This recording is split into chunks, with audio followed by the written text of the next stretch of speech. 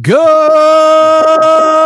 morning, Vietnam. Oh, I'm sorry. This is Tim's New York Giants Straight Talk, brought to you by the Mighty FanDuel. It's FanDuel.com, the number one sports book in America. Here on Bleav, we have special guests today, and I see Spy Smasher's already here. So this was his doing. We have Big Blue Interactive. We have Eric and John coming in strong. Going to talk a little bit of Giants. Going to talk a little bit of training camp. This is like when Laverne and Shirley went on Happy Days. It's like when Law and Order went on Law and Order at SVU. It's the crossover show. Guys, welcome. Thank you. Thanks for having us. Thanks for having us. You probably never watched the show. No, I'm just joking. We gotta say good morning to everyone. We got Big Michael coming in the chat getting good morning. We got WK7. We also got good morning, Tim. My question is, can this defense be everyone expects them to be? We're gonna get into the defense, guys. We're gonna get into the offense. We're gonna get into all that fun stuff. But why I have two guys here that have been covering the Giants for how long now?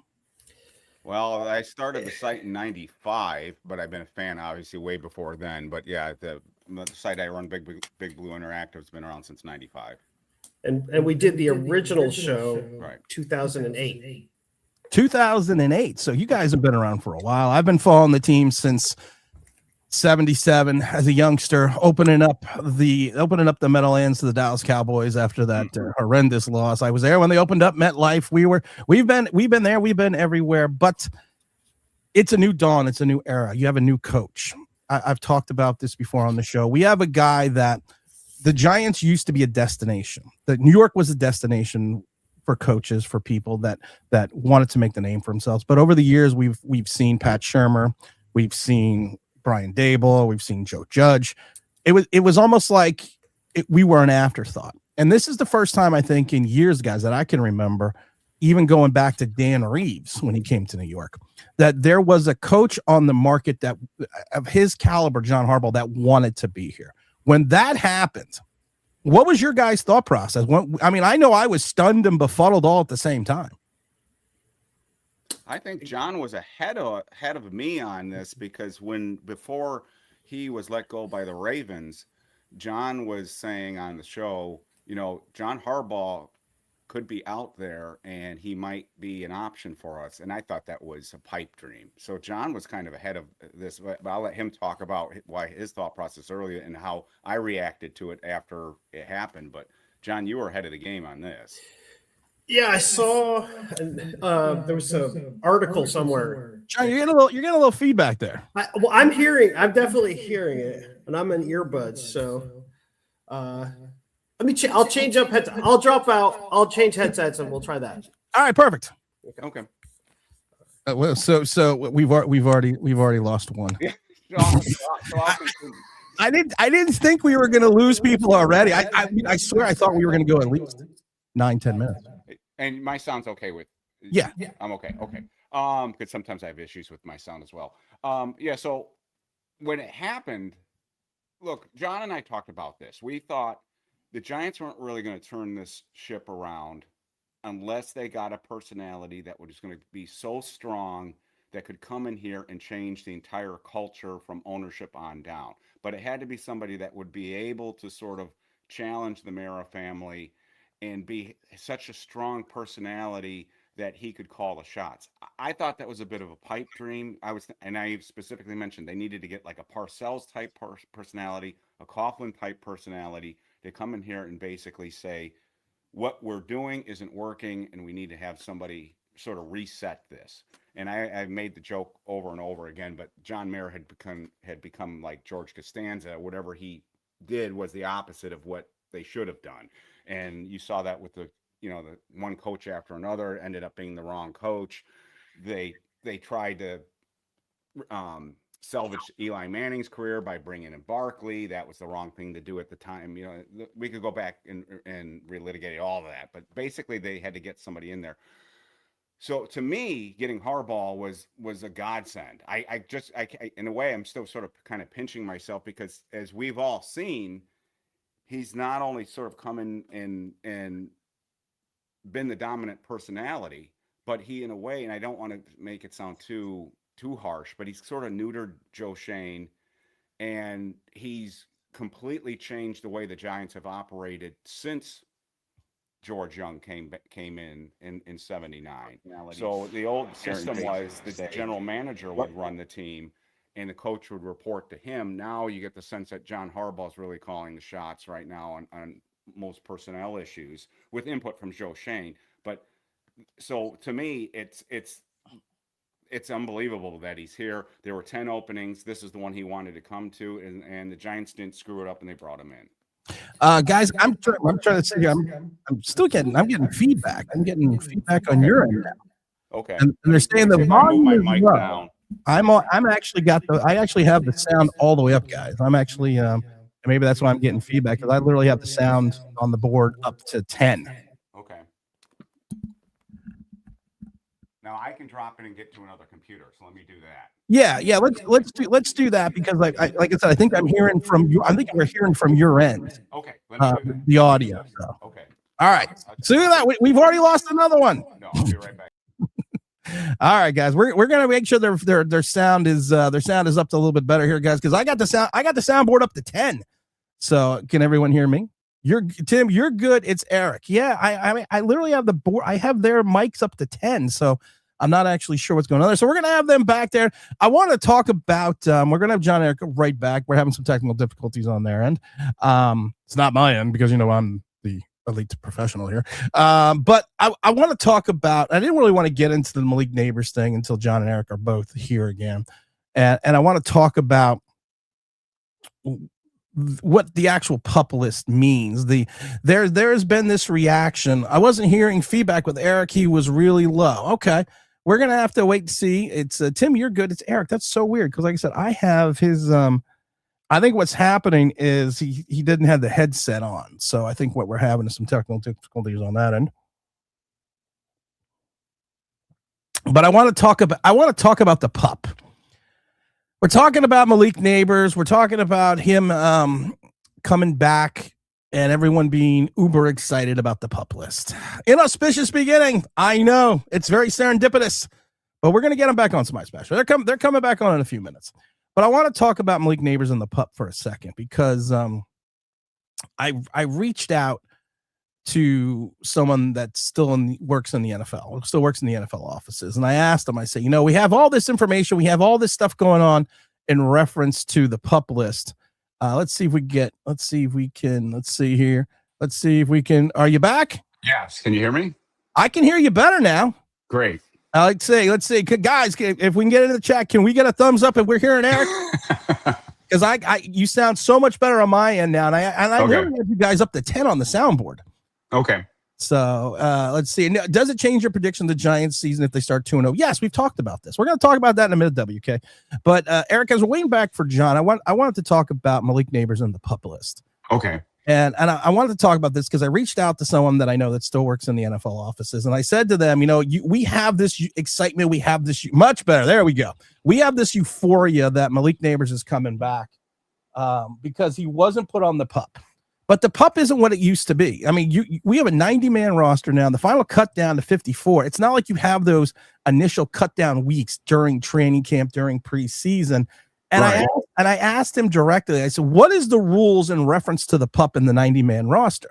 Now, of course, on the pup, if you're on the pup, you still, like I said, the team is limited to the 90 people in the roster.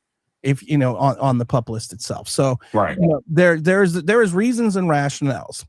If you're on the pup, you cannot perform any type of, you can't be on field. You can't perform in any type of activities itself. You can still join in team meetings and get treatment and work out on the side, but you can't participate in any type of practice drills. You are not allowed to be on the field. You are only allowed to be on the sideline. Right. Now, once the player practices, and this is where I can try to explain to people. Once you practice, if Malik Nabers comes back and he practices or just gets on the practice fields or runs a drill, he's permanently ineligible for the pup list if he gets hurt again or if something happens. So he can't go back on. Mm-hmm. So at this point in time, if we're looking at the CBA and we're actually looking at the CBA rules, you can attend meetings, you can use the facilities, but you can't practice. So if it was back in the days where you had the 90-man roster and then you had the 4 different cut down days, I would understand that putting him on the pup. But at this point in time, this early in training camp, when your final cut down is not till the last week of preseason down to 54, there's no immediate need to put him on the pup. And you don't risk, if there is an injury or an incident where he cannot return, he would basically be eliminated for the entire season if all of a sudden you decide to put him on the pup if he gets hurt again.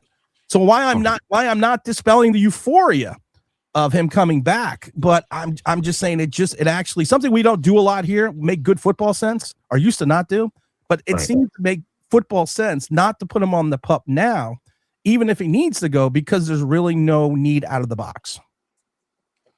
Correct. And I take a more positive approach to this. John is actually more along your line of thinking on this, but in my opinion I like the headset. It's old school headset. I like the headset. Can you tell me what are you playing, Fortnite or are you playing No video games. It's all for work. It's all all right. I'm just double checking. But I'm sorry to interrupt you, Eric. Oh no. So John, I think will have a similar view to what you have. I think there were three things going on here. First of all, I think people overreacted to John Harbaugh's comments about a month ago when he said that Nabers was fighting through the slog of the rehab, and we learned that he had the cleanup surgery, and the media sort of ran with that and started saying, oh my goodness, Nabers is now in jeopardy of even being available when the season started. And then of course there was a clip of him at the baseball game, which people I still contend read way too much into it. My argument was he was at the baseball game was a good sign. Well, he actually played the entire game. Yeah, and John had an opposite take. He said, and I don't want to speak for John, but John said, yeah, John looked at the clip and said that wasn't good. Right? John's the negative one. Okay, negative one. Yeah. So just making sure, John, you're on my side, John. But Harbaugh's last two comments were very positive. He had an interview right at the end of the mini camp where he said he's on track. And he's 80% there, and we think there's a good chance he'll be back. We don't know, but he's on track. And then he followed that up with an interview about a week ago, and I apologize, I don't remember who the name of the person was that it was somebody on I think ESPN had their own podcast, and he was on there, and he said he's right behind Cam, and he said he was careful. He said, we don't know, but we think he's going to be fine for the regular season, and we expect him to be able to do something in training camp. John and I still thought he'd be placed on the pup now going into camp. And I just think it's a very good sign that he wasn't put on the pup along with the other three players right now. That doesn't mean he can't be put on the pup to me still. And I heard what you said, Tim, about, why do it now? And again, they don't, because they don't really need to, because they have 90 roster spots. Putting him on the pup doesn't save a roster spot in camp. It does in the regular season, but it doesn't in camp. So there's no. So in my view is I think the sooner they can start the clock with him even doing individual drills, participating in walkthroughs, even at that level, that just starts the clock with him in terms of him getting ready and up to speed in training camp and or the regular season. Because as you just correctly said, if he's on the pup now, he can't do anything. No. And if he's put on the pup in September, he's out and he can't do anything until October. So you actually kind of want him to at least do something in training camp, because you don't want him coming into October and not even having done anything physically on the field. So I think it's a positive sign. Could he still be placed on the pup, or could there still be he's really held back? Yes. And I don't expect him to be on 11-11 drills and 7-on-7 drills anytime soon. But I just think it's very encouraging that he hasn't been placed on the pup like they put Sam Roberts and Roy Robertson Harris and Thomas Fedoni. I just think it's a positive sign. Now, the only thing, like I said, and I'm going to get to John's point in a minute. The only thing like I said, when I contacted the league offices, like I said, the thing that got me is because I did not know this about the pup. That once a player practices Right. and they are permanently ineligible for the pup Right. list if they get hurt again later. Mhm. And I think that, and to my point, I've heard Malik Nabers is only, I mean, John, Malik Nabers is only 9 months out of surgery, off his surgery. It's a 12 to 24 month process, unless you're Adrian Peterson, you come back in 2.5 weeks. But it's one of those things that it still takes time. I've on this show, we've talked about it many times. I had 2 ACLs. I had ACL replacement. I came back early because I had 1 year left of eligibility and I wanted to try to play. And I tore my knee a second time. And I knew that I came back too early. Now, back in the 90s, you don't have what they have now in regards to rehab and everything else.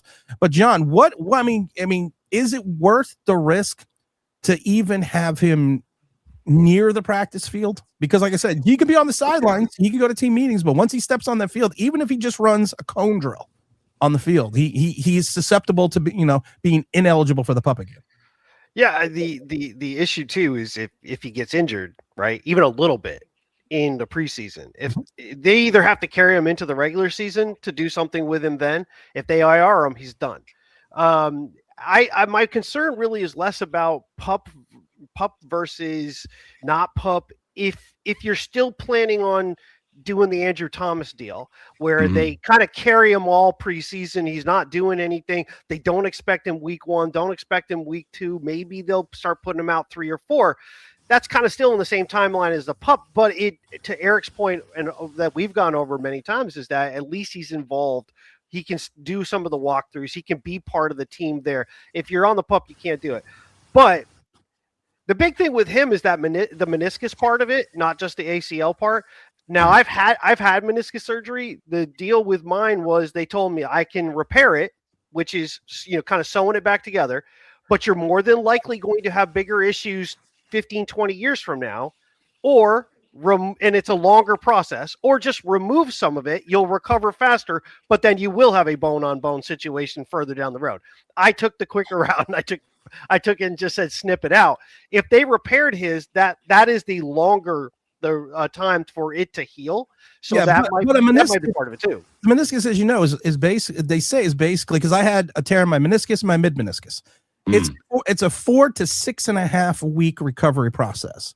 It's not as, I mean, I always go back to Jeremy Lin when he tore his meniscus back in the day with the Knicks, that he never came back for the playoffs, but he was more worried about the contract here.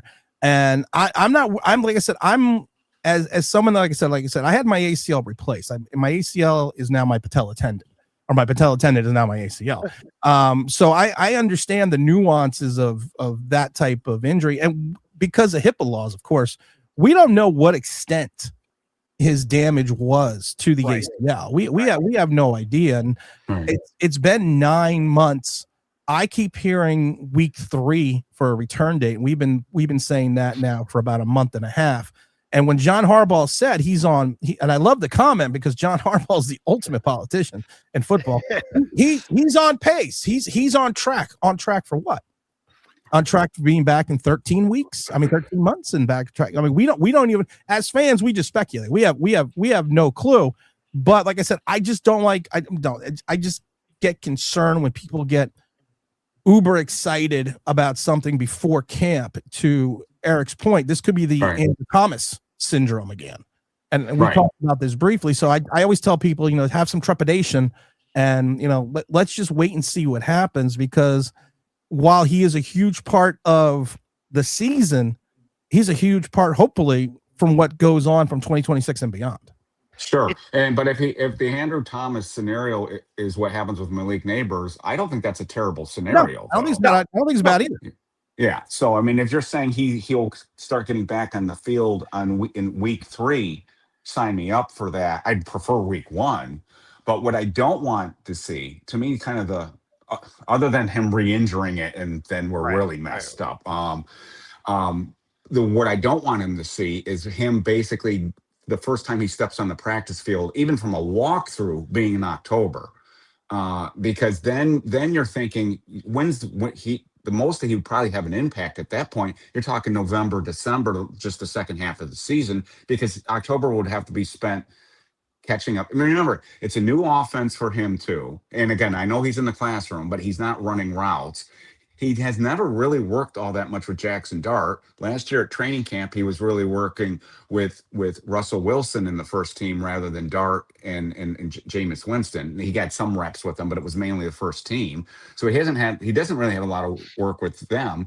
And he's coming back from an injury, and we all know how that is when a receiver, anyone comes back from an ACL, it takes them time to sort of get back up to speed. Plus, he's got to get back into football shape. So my concern is if he doesn't do anything until October, we're really talking November, that he's really even going to have potentially make an impact on the field. That, to me, is the worst case scenario. And that's why I'll wait until we see on Tuesday and Wednesday when they actually report and have the first practice. Because they still could put him on the PUP. But if he's not on the PUP, I would expect him at some point in training camp to start doing some things, and that would be a good thing. And that seems like what John Harbaugh was saying in his interviews. He was saying he's going to do something in training camp. That's what I took out of it. But like you said, being the ultimate politician, he also said, I can't predict what's going to happen. He said, this is what we're very optimistic about it, but we can't predict, it's an injury and we don't know. I love that he's on track. Yeah. Yeah, we don't know what that track is. Is it the left track? Is it the leg track? I mean, I just got to ask. This is a TWA flight 247. John, are we cleared for landing on runway 849? Sorry, man. I love it. No, I love the headset. It's all good. It's all What's good. Your clearance? That's right. Roger. What's your Vector? We are way too fucking old. Yeah. I wanted to get to this question real quick because there's a bunch of questions in the chat. Now I want to talk about Cam Scatterboo, and I've talked about this on the show. It says, does it change your prediction on the Giants season if they start 2-0? And I've already said this, guys. I've said this multitudes of times. Giants are winning week 1. Giants are winning 24-17. I've said it. I'm raising the stakes right now. Before the game, I'm shoving my chip to the middle of the table. I'm raising the ante. Anybody wants in, get in. Anybody wants out, can get out. You want in, you want out. Go to the mighty FanDuel, place your bet. The Giants are still 2.5-point dogs. All I'm saying is this. I don't think we're winning the Rams, but I've said, guys, on this show multitudes of times, if you go 2-0, you could potentially have 8 wins going into the last 2 games in January, the way it breaks down. The last 2 games of January are going to be Dallas and Philadelphia. I'm not saying it's going to happen because I think it's going to be a Herculean task to go 2-0. But I do think we can start 1-0 and start 1-1. But I've said it before. If you take a look at the way the schedule breaks, and I always hate doing schedule breakdowns in July because it makes no freaking sense. But because you don't know who's going to be good, you don't know who's going to be bad. But if you look at it, there is a potential. If you go 2-0, you only have to win basically 6 games going into the last 2 weeks of the season to potentially have a 8 or 9 win season. That's my thought process. Well, if you start 2-0, you generally fall in about 63 to 69% chance that you're making the playoffs. So that would be huge for the Giants to start 2-0. 1-0, we've already predicted. Eric's already predicted not only a win, but that Odell Beckham Jr. is catching the winning touchdown pass in that game. So, and it's not me being an Odell Beckham fanboy. It just feels like it's going. Okay, this is what we call being wonked. Because I don't want to hear OBJ. I don't want to hear being. Get nothing. You lose. Good day, sir. That's what we refer to on this show as being wonka. OBJ, they're talking about him potentially being the 6th guy on the roster, the 6th wide receiver if we carry 6. And I love OBJ. I have the picture of the catch. I was there that game. But I watched OBJ, and I love it because people were talking about Juju Schuster-Smith, and they were saying that he looked slow in mandatory minis. He didn't look great out of the breaks. I watched tons of film with OBJ and tons of things from the camp, and I look at some of the stuff that OBJ was doing. I'm like, he doesn't look any better than Juju Schuster-Smith does. And if you're going to be the 5th or 6th guy on the roster, what do you have to do? You're going to have to play special teams. You're going to have to punts. How the hell is a 497-year-old OBJ who hasn't played in 2 years going to come out of the box and surprise everyone? And I hope he does because, like I said, he's one of the greatest giant wide receivers that I've seen. And not no disrespect to people like Amani Toomer or Homer Jones who I didn't see, but I think a lot of people are putting their chips in the OBJ basket. And I don't understand why, because this is a guy that hasn't played in 2 years, got suspended for PEDS, and couldn't crack the lineup in Miami. Right. True, but I'll say this. If you take Nabers out of the equation for just a minute, and I'm not an OBJ guy. That is, I've stated that numerous times. If you take Nabers out of the equation, Malachi Fields is guaranteed. You drafted him. He's not going anywhere minus injury. Darius Slayton may be guaranteed based on contract. He shouldn't be guaranteed anything, but with that dead cap number is going to guarantee him. Yeah, so he's pretty much there. Beyond that, though, it's a bunch of guys on 1-year deals, and not one of them, to me, is guaranteed to being the guy. So you say fifth or sixth, but in reality, I think they're all 3, 4, 5. You just don't know who they are yet. It really depends. Special teams will play a huge role. Barrios has his inside track for that, but if somebody else, if the undrafted free agent running back somehow finds a way that they go, we want to keep that guy and he can do both, or, you got Banks doing both, he's got to do something. So there's options, but I think Beckham's role on this team might be more than what we're saying right now in the beginning for at least the first 5-6 weeks. And I want to preface my remarks. People that have watched John and our show know this. When Odell left, I was ready for him to leave. It's not me being one of these guys on X and Twitter going, oh my God, you got to bring back Odell. He's the same player. I know he's not the same player, but Odell can still do two things if he can stay healthy. To me, it's not so much can he run anymore, Tim. He doesn't run like he used to, but he can still catch and he still knows how to run routes. And in the mini camp, and Addison Lynch, the cornerbacks coach, talked about this when they were addressing the media during that week. Colton Hood has really impressed them at corner, but Beckham got Colton Hood on a move and beat him pretty badly. And Odell can still set up defensive backs, and if he can run in the 4-5 range still and stay healthy, that's been his big issue in the last few years. He can't stay healthy anymore.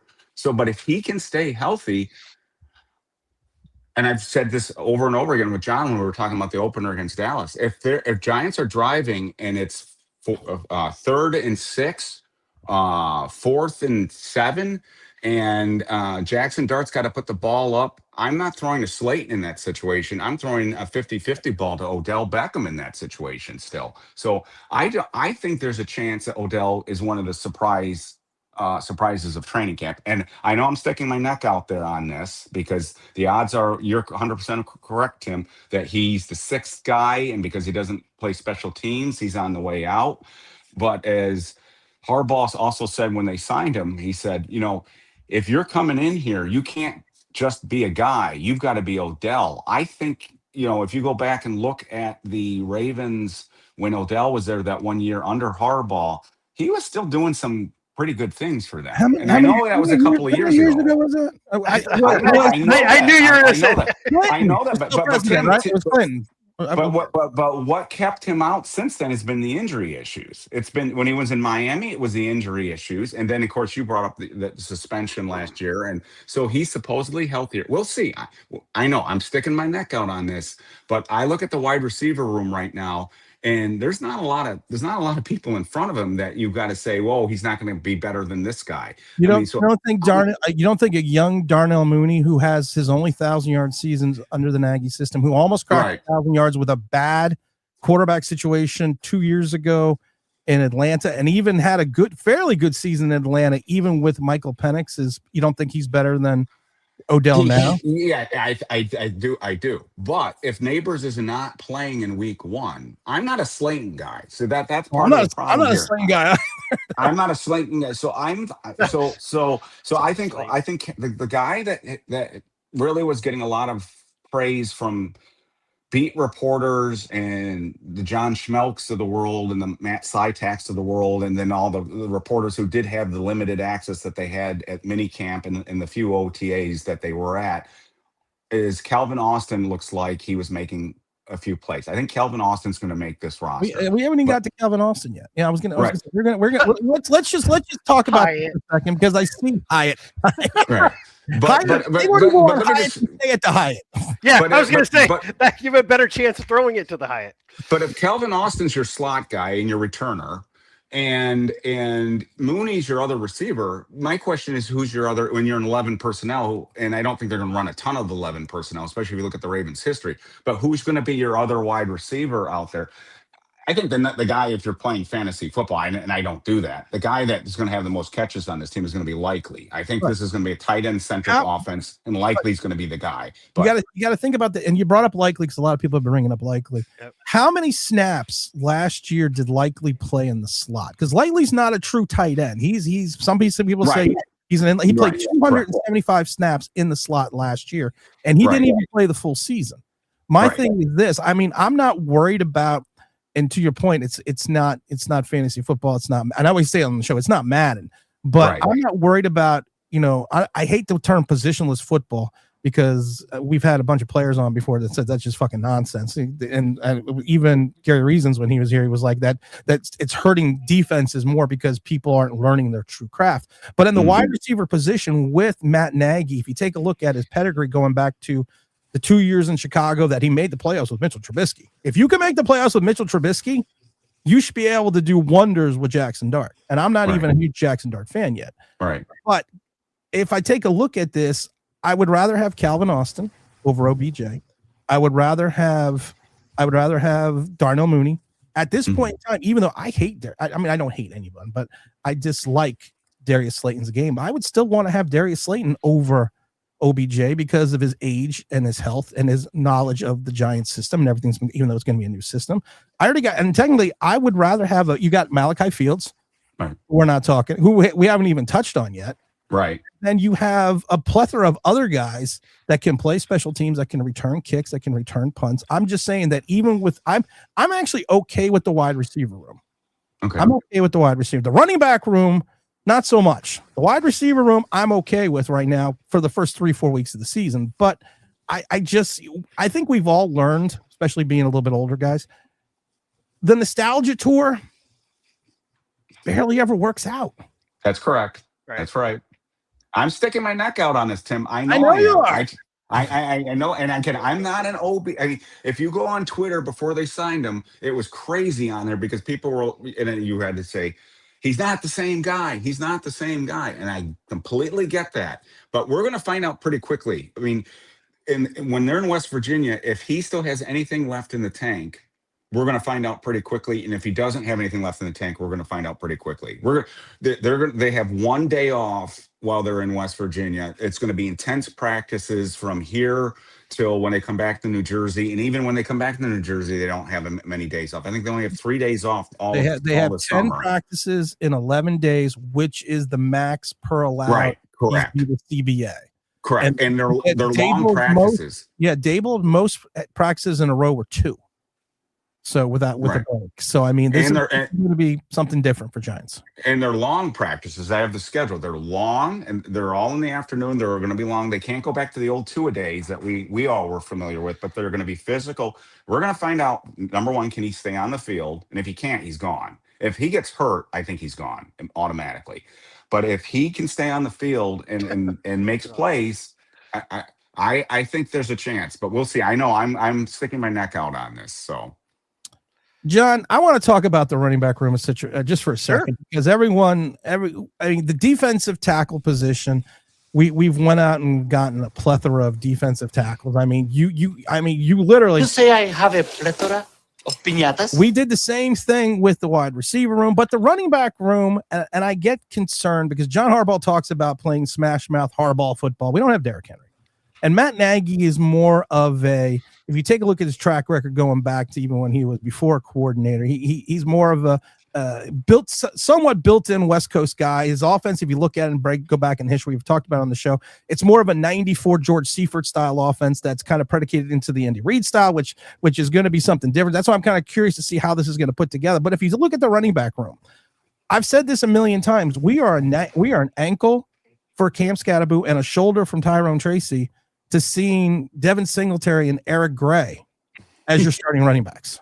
If that doesn't, you only have 5 backs going into camp. If that doesn't scare the bejesus out of you as a Giant fan, because I always said that's my top question.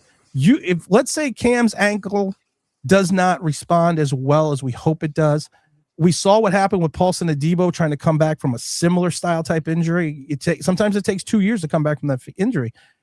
When you look at this Giant running back room depth wise, why do you think that the Giants, and I know you can't fix everything in 1 week, one draft, but why do you think they've kind of, I'm not going to say neglected it, but you got two positional groups they dumped all these players in, but it's like, hey, listen, Cam's only got an ankle and Tyrone Tracy only really turns it on the last 4 weeks of the season. So we should be fine. Don't worry. We got Turbo Miller who can only run straight, and we have Eric Gray who should be working.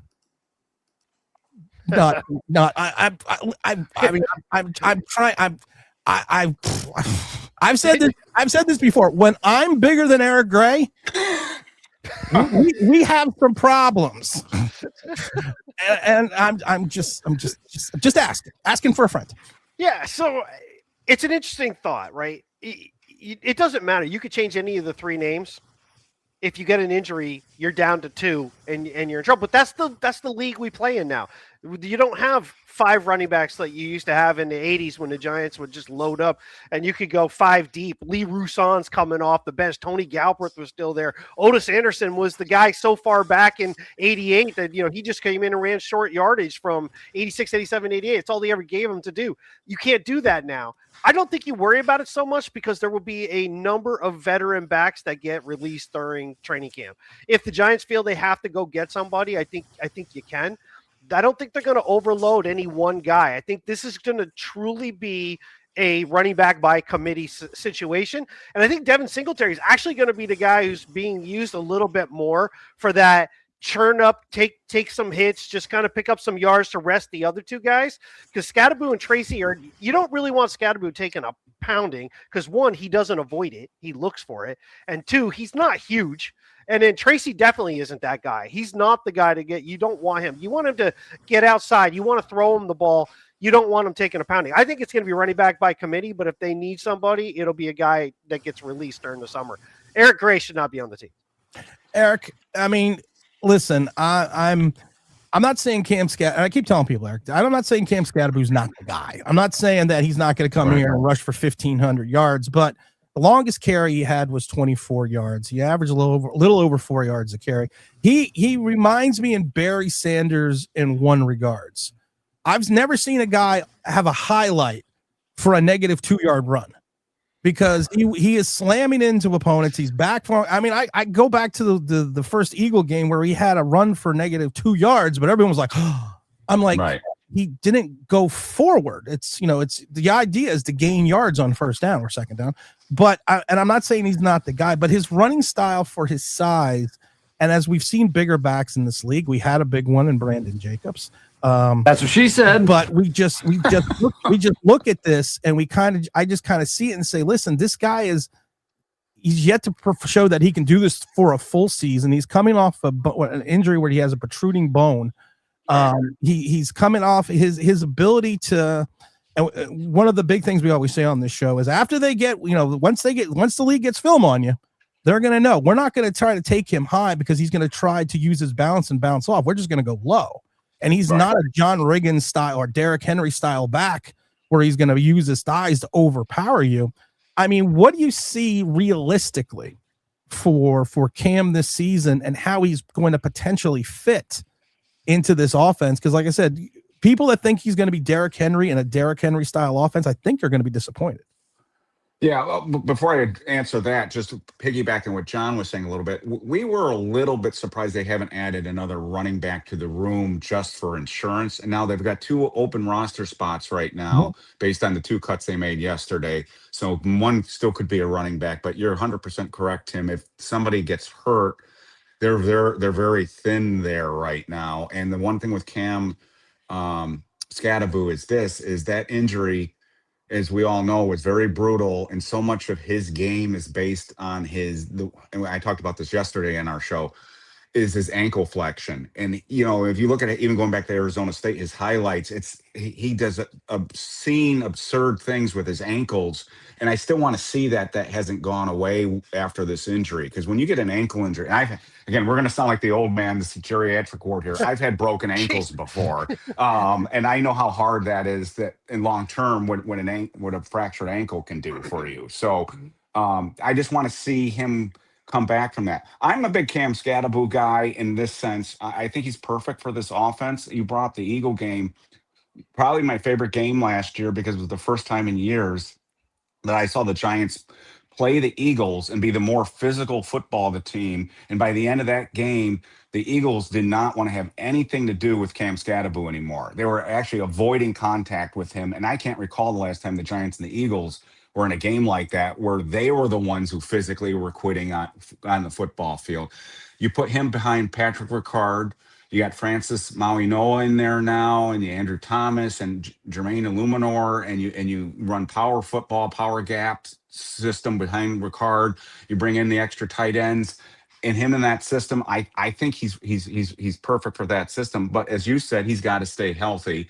I think John Harbaugh really likes him. I love what he brings personality-wise to the team. So I'm a big fan, but he's got, like you said, he's got to prove he can stay on the field and stay healthy.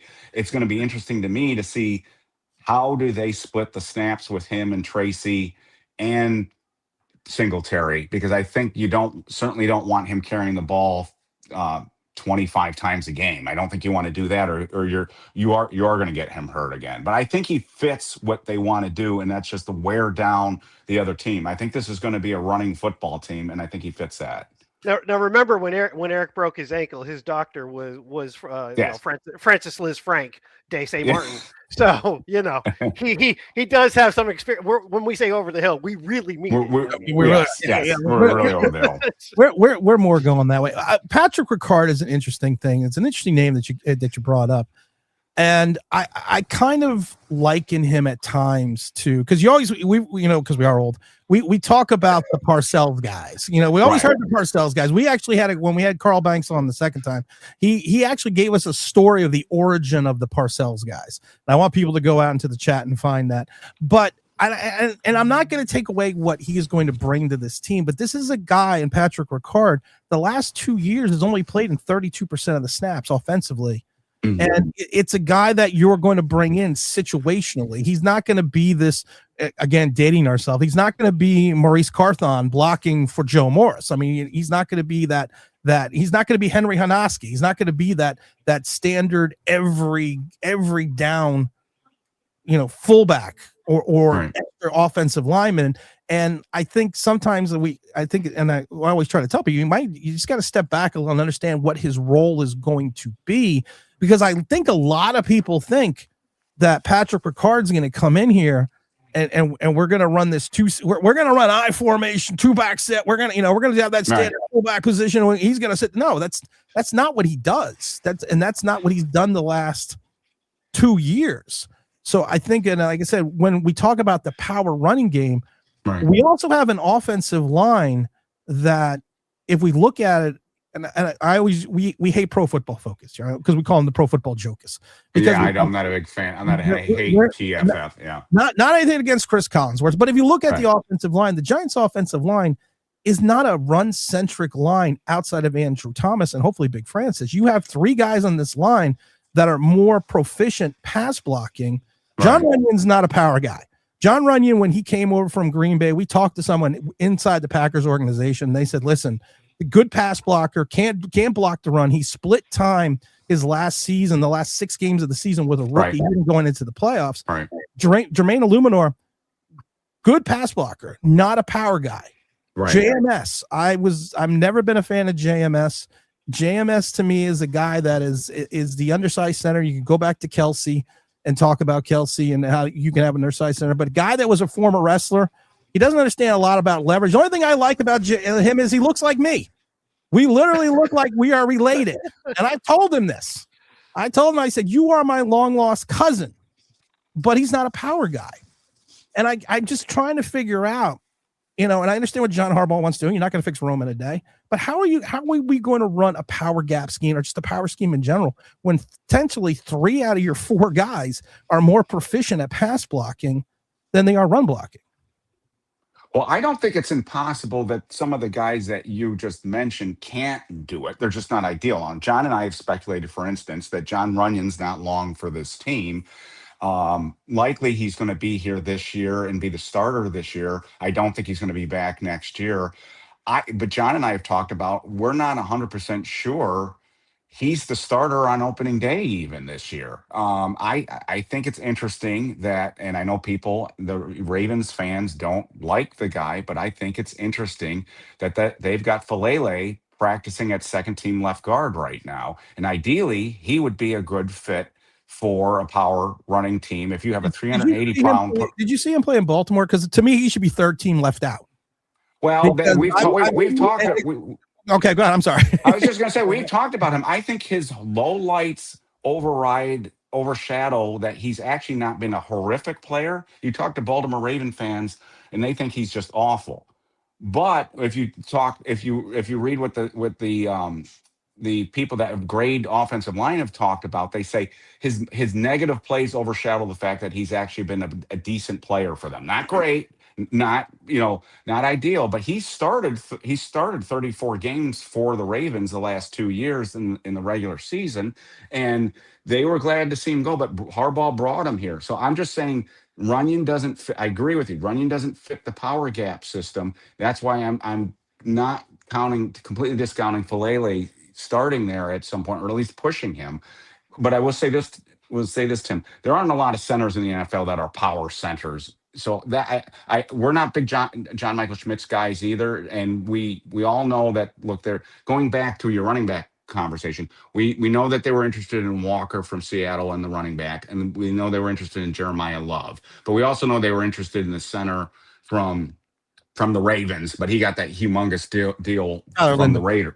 Right, Linderbaum, he got that huge deal. So we know that there are areas of the team that they want to upgrade. But to a man, the coaches and the players that have been interviewed this offseason, they all get this little smirk on their face, and when they ask, what kind of offense are you going to be? And they all say the same thing, physical. And then you look at Bloomgren's background, and you look at Greg Roman's background, and you've said Patrick Ricard only plays 33% of the snaps. Well, that's a third of the snaps. There's no other team in the NFL, I don't think, that has a fullback that plays that much. So if you're telling me Patrick Ricard is your lead blocker on a third of your offensive plays, you're still telling me that's a power running game. That, to me, that's it. He doesn't have to be Maurice Carthon or Charles Way, but you're still a third of your snaps are going to be with a blocking fullback that plays like a guard, and he is like Maurice Carthon in that sense. You don't throw the ball to him. He doesn't carry the football, and that you didn't do that with Maurice Carthon either. Maurice Carthon, as the old highlight tapes used to say, he was a guard. He did have a 1,000-yard season in the USFL. In the USFL, he did. yes. He did indeed. 1983, he did have a 1,000-yard season. Same year with Herschel Walker, both went over 1,000. But what happened? But what happened to him what happened in the NFC Championship game when they decided to hand off to Maurice Carthon 2 times late in the game against the Redskins? I have Alzheimer's. I don't remember that.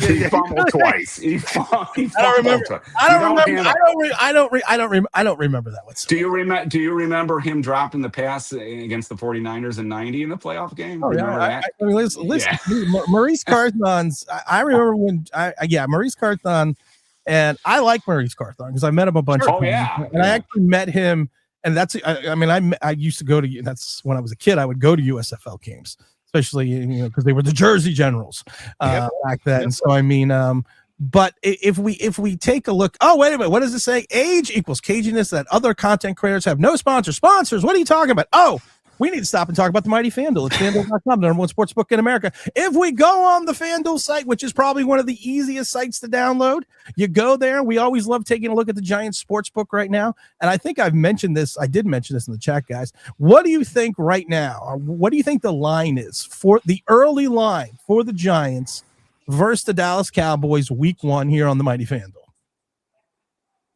You want to go first?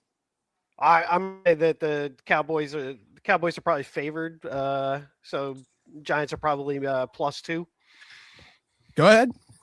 I would think the Cowboys right now would be 5-point favorites, but I'm just guessing. Right now, the New York Giants are only 2.5-point dogs over here on the FanDuel. And if we take a look at the Giants Super Bowl odds, because we always love to do this, right now, Los Angeles Rams are plus 5,500. The Buffalo Bills are plus 1,000. We got a plus 1,100 for the Ravens, which I think is interesting that, well, you know, you go out and get the best defensive player, you should probably be the favorite to win the Super Bowl. But the Giants right now, last week, they were plus 6,500. We're still at plus 6,500, just above the Pittsburgh Steelers at plus 7,000, and plus 8,000 again for the Atlanta Falcons, and plus 8,000 for the Carolina Panthers. Guys, we've talked about this. I've told you a million times before. Go right now. Go to the mighty FanDuel, place that bet. It's FanDuel.com, the number one sports book in America. They got fantasy, they got casino games, they got everything that you need. You got it all in one spot. They have so many different promotions going on right now, and I've said it before, and I'm an old man. I like watching things spin, so I got to admit, I play the Love Island Unlocked slot machine on the mighty FanDuel. So that's FanDuel.com. That's your sports book. That's your casino. That's all your games in one. And right now, you bet $5 daily, get $1,000 in bet reset tokens. I'm going to say it again. Get up to $1,000 in bet reset tokens when you bet $5 daily for the next 5 days. You receive $200 in bet reset tokens every day when you qualify. Again, that's FanDuel. FanDuel.com, the number one sports book in America. I live in America. Because you know what, guys? We're professionals here. I agree. It's completely unprofessional, Dick. Lou, can I ask you to please put out your cigarette? No, I like to smoke when I drink. Well, let's get back into training camp. Let's get back into Pro Football Focus. Let's get back into some other things that are going on right now. We take a look at the Giants defensively, and I think that's the unit that right now, if we look at the Giant pass rush, guys, we said this last year. Well, a lot of people didn't. I didn't. A lot of people said last year that the Giants are going to have the best pass rush in the league. You got too many dominant guys in the pass rush. You got too many guys. And we kind of know where we ended up with our pass rush. You have Brian Burns with the 16.5 sacks. You got Kayvon Thibodeau getting hurt again, not being the force that we did when we took him at 5 and 7. Because Joe Shane always said it before. Some people say I'm a genius, but how can you screw up 5 and 7? Well, Joe, you screwed up 5 and 7. But if we take a look at the way this is going to be, you got Abdul Carter coming in the back of year 2 with his 4.5 sacks. You had the most amount of money in the entire league, cap space wise, allocated to the defensive line. It still gave up over 4 + 5 yards a carry, which we've done over the last 5 years. When you take a look at this front five, we're going to say the front four. We're not going to get to the linebackers yet, but when you take a look at the front line, this defensive line, do you see an improvement with what we are doing without Dexter Lawrence? Do you see the ability to rush the passer with these guys going to be better than last year? Or are we going to be maybe in the same boat? I'm very curious to see what Denard Wilson does. Yeah, so I'll go first on that one. Defensive line-wise, the one problem I had when we had Dexter Lawrence is if you build around a guy who plays an interior position, he can easily be taken out of the game if they double or triple team the guy, if you are playing with only 2 defensive linemen, which the Giants did often. So you had one of your best players and essentially put him in a position where he could never really have the effect that you thought he would.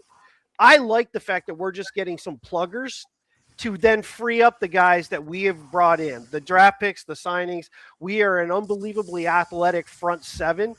The guys that they get to play now, it needs to bore bore true after this is that the size guys they brought in actually do what they need to do. Their job is to clog. Their job is to hold up and then let your rushers come from many different angles, come from different spots, move them around. And whether Carter's on the right outside, left outside, coming from inside, that's fine. Burns, I think, is going to have a better year this year than he had last year. I said it yesterday. I'll say it again. John, I want to ask you about Brian Burns for a second. Yeah. We have shown on this show, and we've talked about this. There's the Brian Burns jinx. And I don't think a lot of people are aware of this. Brian Burns, we're going to show this. There's the Brian Burns jinx. Brian Burns will have 2 good seasons in a row, then have a great season, to have 2 okay seasons in a row, have a great season. So if we're looking at this, if we were superstitious, we could say that this would be the next period of time in 2 years where Brian Burns may be only slightly better than average, or maybe it's just going to be because there's going to be other people rushing the passer. You could look at that, and I could go back and tell you that at different points of time on those years, he had good years, and then lots of times you have a much better year when your team is better, and it's a lot harder to have a good year when your team sucks and you're every year he's been in Carolina, his team has sucked. they've had decent teams that were competitive. When you're completely not competitive, it makes it difficult. Now with the Giants, on the other hand, his great year last year, I think it was completely overshadowed by the fact that he played injured a lot. Mm-hmm. He was hurt a lot, and he still went out there. That says something to me. And you get these guys, I think stat-wise, he's going to actually end up having better stats without even having to be playing better, because there's no way that they're going to be able to just single that guy out. With, you assume, on paper, with Arvell Reese, with hopefully Thibodeau in a contract year. Thibodeau has always been the almost guy. He almost makes the tackle. He almost king of the almost sack. Sorry, that was for Leonard Williams. That was, and the people that got mad, that was never a slight against Leonard Williams. I always have to explain this. We've created that sound effect Leonard Williams' first season here because everyone kept telling me he had 46 pressures, led the league in pressures. So we jokingly said, well, he's the king of the almost sack, because I always asked, because when I worked in Tampa and other places in the NFL, we always talked about the fact that pressures need to equate to something. They can't just, was it an incompletion? Was it a pass? Because you have certain players that thrive under pressure. So sure. King of the almost sack is all. We're going to break it back out again for Kayvon Thibodeau just for that reason. I'm sorry. Go ahead. No, you're fine. So to me, I think he can have just a spectacular year. Back to your original question, though, is I really do, and I'm curious what Eric and I've talked about. I'm curious what you think too. But I like the fact that they're getting guys whose job is literally just to control the line of scrimmage. I don't need defensive linemen per se who from the nose or three technique defensive tackles that could just totally rush the passer. I need you to keep the guards occupied so that my linebackers, who I'm paying a lot of money to, who can change the course of a game, can actually do something. But if they're being engaged by offensive linemen 2 yards down the field, they're going to have no impact on stopping the run. And that piece, when you get beat up in the run game, takes away from your pass rush game later. We could spend half an hour on this subject if we wanted to, but we've gone through a series of head coaches that have been over their head. But what's been ignored in that is we've gone through a series of defensive coordinators who have been over their head. And it's interesting how many who have been fired and go on and don't regain any kind of substantial job in the NFL. Shane Bowen's the latest. He's now a consultant up in New England right now. You knew he was going to follow Vrabel. But basically, the Giants have not been able to stop the run for years. And it predates the last regime, but the last regime, it was ridiculous. They were second in the NFL in terms of yards allowed, but they were worst in the NFL in yards per carry. It was like I think it's 5.3, which is ridiculous because you can run the ball twice and it's already a first down. So to me, you can't rush the passer if you can't stop the run. And what I love about John Harbaugh is from the owners meeting when he was down there, and he said it was a disaster if you're playing football and the other team is getting 4 yards a carry. He said, I can deal with a 30-yard completion, but I can't deal with another team running the ball down your throat. He said that's a catastrophe for you. So to me, if they can get somebody in here to finally game plan and personnel wise to stop the run, they'd have the guys to rush the passer. And run defense isn't just the defensive line, it's the linebackers and it's the defensive backs. And people that watch John and I are going to hear the same argument I've made all along. We've had crappy linebackers forever. Bobby Okereke had one good year when he first got here, but we've had horrible linebacking play. And then you see guys like Deonte Banks who won't contain on the outside and just runs along the running back instead of tackling him. And so, I mean, and the safety play wasn't great. And you saw it with Tyler Nubin taking the wrong angles last year. It's just, you've got to stop the run in order to rush the passer. I think they've got the pass rushers. What I don't know, and I think they're going to scheme way better, but what we've got to find out is all these defensive linemen that they're bringing in. And does DJ Reader still have enough in the tank. He's basically been getting like 53% of the snaps in the last 2 years. So he's going to roughly probably play 50% of the time. Who's going to be his backup? Who's going to be playing next to him? I assume it's going to be Darius Alexander. They got Shelby Harris now. It looks like if you Dan Duggan was correct when he was giving the lineups in minicamp. It looks like they are going to play more 3-man lines because he was telling us that Shelby Harris and Darius Alexander were flanking DJ Reader. So maybe we will finally start seeing more beef up front, but they've got to stop the run. I know they can rush a passer. Well, I don't know if they can stop the run. I don't know. Outside of Brian Burns, and we've talked about this on with Denard Wilson before. He's a 3. Denard Wilson, if you look back what he did in Tennessee, he does run a lot of 3-4. He is a 3-4 guy. He just didn't have the personnel to do what he wanted to do. And I've said before, when Denard Wilson was available 2 years ago, listen, I didn't think it was going to be Shane Bowen, but I didn't think he was ready to be a defensive coordinator. I didn't like it. I didn't like the move of trying to bring him in. I was kind of happy when he went to Tennessee. Wasn't happy we got Shane Bowen because I hate Shane Bowen because everyone knows what I know about Tennessee. Because it's just he just wasn't a fit. But I think he's a fit now. But in reference to the pass rush, I'm gonna challenge you on that for a second. Okay. Outside of Brian Burns, listen.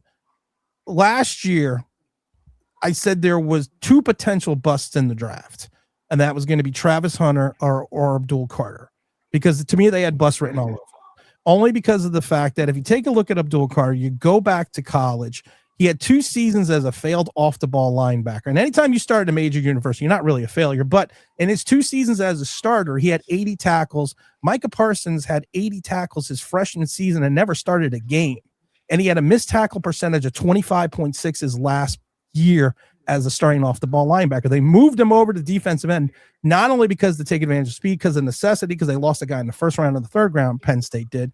But everyone talks about all of his tackles for losses. He had 23 tackles for losses, blah, blah, blah. People forget in college, especially in Happy Valley, a sack is counted as a tackle for a loss. That is statistic. You can go check that with the NCAA because I did. That is counted as a tackle for a loss. So why he had a good season, I was worried that he had 1 pass rushing move. We called it the dip. We got a copyright strike from it because I played the dip song where he just kind of comes in, he dips his shoulder, he comes around and he tries to outspeed the guy, at the left tackle or the right tackle. And the problem is this, and I see this before, he lacks strength at point of contact. He is a guy that I've watched him get picked up and kind of shot putted around the field. You'll talk about some of his big plays. One of the big plays he had in Philadelphia, I loved it because it was a highlight play. He went after the running back, and we showed it on here. The running back actually lifted him off his feet, and he kind of just fell over with the running back. So he's an undersized guy who uses speed. I take a look at his build and way he has not really gotten any bigger from where he was last year. And then you kind of look at other guys that, people compare him to. We got a guy that we just came in that is a massive athletic freak. And, you take a look at that, and then you take a look at Parsons at the same time. This is a guy that is not stout against the run, has 1 pass rushing skill. And if you are looking as an offensive coordinator, an offensive lineman, or a good tackle, I've said this about Kayvon Thibodeaux. The first thing you do on a speed rusher is you try to take him out wide. You try to take him out further to the sideline so it's longer for him to get to the quarterback. And unless he uses a swim or something else and cuts back in, you're going to take him out of the play. And I said this, and we had Jerry Oslowski on, who was a 10-year offensive line veteran for the Buffalo Bills who played with Jim Kelly. He's a huge Penn State fan. He's like, I don't like Abdul Carter. And we had a long conversation about it. I said the same thing. I think he can be Bryce Huff. I think he could be a 10.5 sack guy if you limit his rotational ability, because he's going to get exposed on certain periods of time. So and then you take a look at Kayvon Thibodeaux. Kayvon Thibodeaux had 11.5 sacks. 7 of them came in 3 games. And 2 of them came in Seattle, which was the first series, and then the last series. And then I believe he went 7 games without a sack. He hasn't been consistently healthy. He couldn't close out Zach Wilson in the Jet game. He hasn't shown a true, while he's an elder statesman, he hasn't shown a true ability to consistently rush the passer. And so you're going to be relying on these 3 guys with Brian Burns. But 2 of the 3, I have questions about. One, I have a question about his motor and Kayvon Thibodeaux. And Abdul Carter, I have a question, where are you going to play him positionally? Because he makes more sense as a situational pass rusher where you can take advantage of his speed at certain periods of time, but I can't see him as a linebacker, and I can't see him as a true defensive end. Yeah, we're gonna disagree on this. I agree with you on Kayvon. So I didn't see it with Kayvon. There was the one game he had against the Commanders a few years ago where it looked like he had his breakout game. The one where he had the strip sack That was his rookie for season. the Thursday night. I know, but there hasn't been anything. But since then, it just hasn't been there for him. And I think we all expect him to leave in free agency in next offseason unless they trade him before the trade deadline. To his credit, I think he's not sulking and he's embracing he knows it's a contract year. So he's a contract. So he's playing it smart, but we've seen lots of other players, play it dumb and not, so I think he's got the right attitude going to this. I didn't see it. I haven't seen it with him. I've seen it with Abdul Carter. Now, you and I are going to disagree with this, but when I watched Abdul Carter, even when they started the season with him, they were playing him a lot inside because Kayvon he was not on IR. So it was Kayvon outside with Brian Burns outside, and they were putting they were rotating in Abdul at inside linebacker, and he was rushing a lot from there. And then when Kayvon got hurt, they moved Abdul out.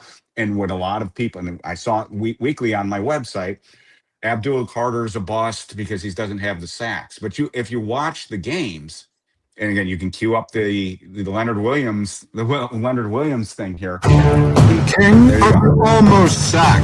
The almost sack, and he was. But he was there. And then what was driving me crazy was the soft coverage the Giants had outside that he was getting there in like 2.5 seconds. And yet the quarterback got the ball out so quick because we were playing such soft coverage outside. So, and I think we started to see Abdul Carter down the stretch like Darius Alexander when Shane Bowen was out of the picture and you started seeing more of that. I expect that to continue. When I watch Abdul Carter, I see it. I didn't see it with Kayvon Thibodeau. So to me, Abdul Carter is actually my choice for the breakout player on this team. Again, we'll find out very quickly on this, but I know what you're saying. I don't disagree with you about the he's not a power player. He's not going to be that. He's not going to be Arvell Reese holding somebody up at the point of attack. Arvell Reese reminds me of Carl Banks, the way he can stack at outside and toss a tight end, and that's not Abdul Carter. But to me, Abdul Carter plays at a completely different speed. His quickness is so good that I think he just toys with people, and I expect him to be easily a 10, 11 sack guy on this if he stays healthy on this team. That's where you and I are going to disagree. I think he's one of the reasons why John Harbaugh is here. We let people disagree with me all the time. Oh, I'm sorry. Eric must, his mic must, oh my God, Eric's camera just cut out. John, I've always liked you better. Yeah. we have to incorporate this, John. But I think there are a number of reasons why John Harbaugh liked this job. And I think he likes Jaxson Dart. He's got a left tackle and Andrew Thomas, and I think he saw those pass rushers. I think that's what attracted him. I think he looked at the Giants, and his father looked at the Giants and said, "This is a team that you can turn around very quickly, and if you go to some of these other teams, you're not going to be able to do it that quickly." And I think pass rushers was one of the reasons why he came here. Mr. Perry, Jackson is number one. But I'm sorry, Bobby Okereke still doesn't have a job. Yeah, he does. He's not signed. Yeah. So, but John, listen, I'm not saying Abdul Carter's not going to be something, but Eric was talking about how he improved the last portion of the season. Mm-hmm. Look at the competition he played. I literally think that I could have probably improved the last. But listen, I was an average college player at best, but I think if I would have played some of the teams he played, I might show some improvement. I'm not saying that he's not going to be. I'm not saying he's not going to be, a contributor, because I still think he can have 10.5 sacks, but I'm looking at it, like I said, he doesn't play the run well. He doesn't tackle well in space. He doesn't tackle well out of space. He is shown to have an ability of missing tackles. Teams will, and I've said this before, teams in the beginning, John, are going to look at the Giants defense and say, listen, we're going to do what we've done since the first year at Wink, when Wink still gave up 4.7 yards a carry. I'm just going to run off tackle. I'm going to run at these defensive ends. I'm going to run at these linebackers and say, listen, you have to prove to me that you can stop the run. So, John, if you are the Philadelphia Eagles, you have that offensive line, or even the Dallas Cowboys, you got two teams in your division. Do you look at Abdul Carter on, let's just say he's, just going to make it a basic thing. Let's just say he's standing at the right outside linebacker position. Isn't your first thought with those type of guys that you have on the offensive line that I'm going to run first down? I'm just going off tackle like I've done the last 6 years. You could. And if I'm the defensive coordinator, I'm more than happy for you to do that. My pluggers will take care of your inside. My now very tall, very lanky, very speedy, and strong linebacking crew. Edmonds, you've got Reese, you've got Burns on the other side. Thibodeau's still going to be, if Carter's out there and Thibodeau's already off, we've already had a few downs of this already. You've already seen. I'm not worried about it. I let those guys come. You're gonna try to single on one guy, but there are 11 on the field. And I'm not saying you're going to single on him. I'm saying you're going to single on that side of the line. Oh, I agreed, but that's still the same concept. You're still going because of the one guy. Right. The rest of my guys are expected to play to run. The corners are going to be expected to play to run. This idea that, the 10-man Deonte Banks is going to be out there with no heart playing to run isn't going to be the case. They're going to be physical guys playing out on the outside. The inside linebacker, Edmund can play to run. Edmund can move. He can come from the inside to outside. You're not going to get to the outside just because of Abdul Carter. It's just not going to be that way with this team, in my opinion. Well, the other thing too, Tim, is this. And I hear you, and I know I can remember plays too where you said he did not hold the point of attack. But I don't think he's as bad a run defender as you're painting him out to be too. It sounds. I mean, you make him sound like Marcus Buckley. I would go watch the 2 years, and we've always said this on this show. We don't watch highlights. Right. I always tell people you need to watch an entire game. You need to watch. We do that though. I mean, no, I'm not saying you. I'm just talking to people in general because a lot of people will point out to Abdul Carter. And this is where I was going, Eric. He interrupted me. Sorry. This is what people hear. Money flag on the play. No, but what we always say is people when they talk about Abdul Carter, they talk about highlights. And I always tell people, a good sample size, and I know college is totally different from the pros. I understand that. But a good sample size for his ability to stop the run, I always tell people, watch some of his full games at Penn State his first 2 seasons.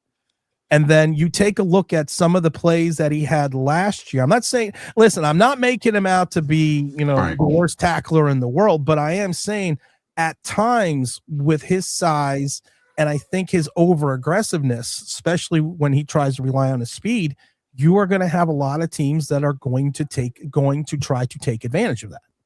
Right. Well, I will say this: when you set up your video, and there was sort of an agenda on your video. One of the questions that you had was, who has the most pressure on them heading into this season? I think undoubtedly it's Jaxson Dart, number 1 on the roster, but I think Abdul Carter is number 2. I'm predicting him to have a really good season, but I think Abdul Carter, if you're not going with Jaxson, is the number 1 guy on the team that you say that there's going to be pressure on him to perform this year. So I will agree with you that. What I'm sensing is you're a glass half empty guy, and I'm more of a glass half full guy.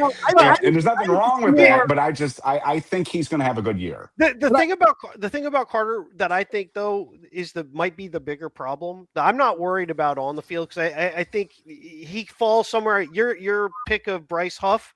If I want to delve into Giant history, one of my favorite players was not a starter player, which was Andy Hedden. He reminds me a great deal of Andy Hedden. A little shorter, but a little shorter. But the thing with Carter is it's the attitude stuff. It's the stuff that we heard about, the missing meetings or being late for meetings or sleeping in meetings and some of that. If that was what we were seeing kind of a little bit late to the game or just kind of getting close or not really finishing because of some of that other stuff, let's see if that got cleared up, because I think that played a big role along with, and I agree with you, Tim, with the competition. Never take things in a losing season, at the back end of a losing season, too seriously in one direction or another, because it's really overinflated on both sides, both the team you're playing and yourselves. But Carter got called out, and it became public. I mean, it slipped out. Once Dayball's Country Club thing of hiding some of his dog stuff behind the scenes, once that got out, he kind of had to change, right? And I don't know, we won't know if that's carried through to a full season, but you're going to find out in a John Harbaugh training camp if somebody's dogging it. As Zay Flash for Joe Ferris, don't mess with the tell. I watched Glenn Ross way too many times. Put that coffee down. Coffee's for closers only. We know coffee's for close, and I'm not a half-empty guy. I see, Eric, what we do on this, what we do here, what this show is known for. I take the fan hat off. And I put it over here, and I look at things from a standpoint of if I'm on the outside looking in, because I think there are a lot of shows, and we don't mention a lot of the shows, that I think they just take a look that everything is everything is awesome, everything's cool, everything's great when you're part of the team. But the problem is this: sometimes when you got to come outside the bubble, and that's what we do. I come outside the bubble and I take a look at this from a perspective of someone that is looking at this as an NFL guy, not a Giant guy. And I think a lot of times some people get confused on this channel because they go, "Well, you're negative." Well, I'm not being negative. I'm just saying, listen, if I'm looking in from the outside, I have to think of what the Giants' opponents would do in reference to attacking the Giants, because that at the end of the day is how this team is going to get better. And like I said, I hope Abdul Carter has 150 tackles and 16 sacks. I hope to God he does. But if I'm looking at it from a realistic point of view, into John's point, he's got some work to do also off the field. And I don't even want to get into the maturity level, because I don't know him off the field. So he could be this astute gentleman that is and it's just, maybe it was a couple instances here or there that he fell asleep in the meetings, because I don't know that, but I can judge him on the field. Right.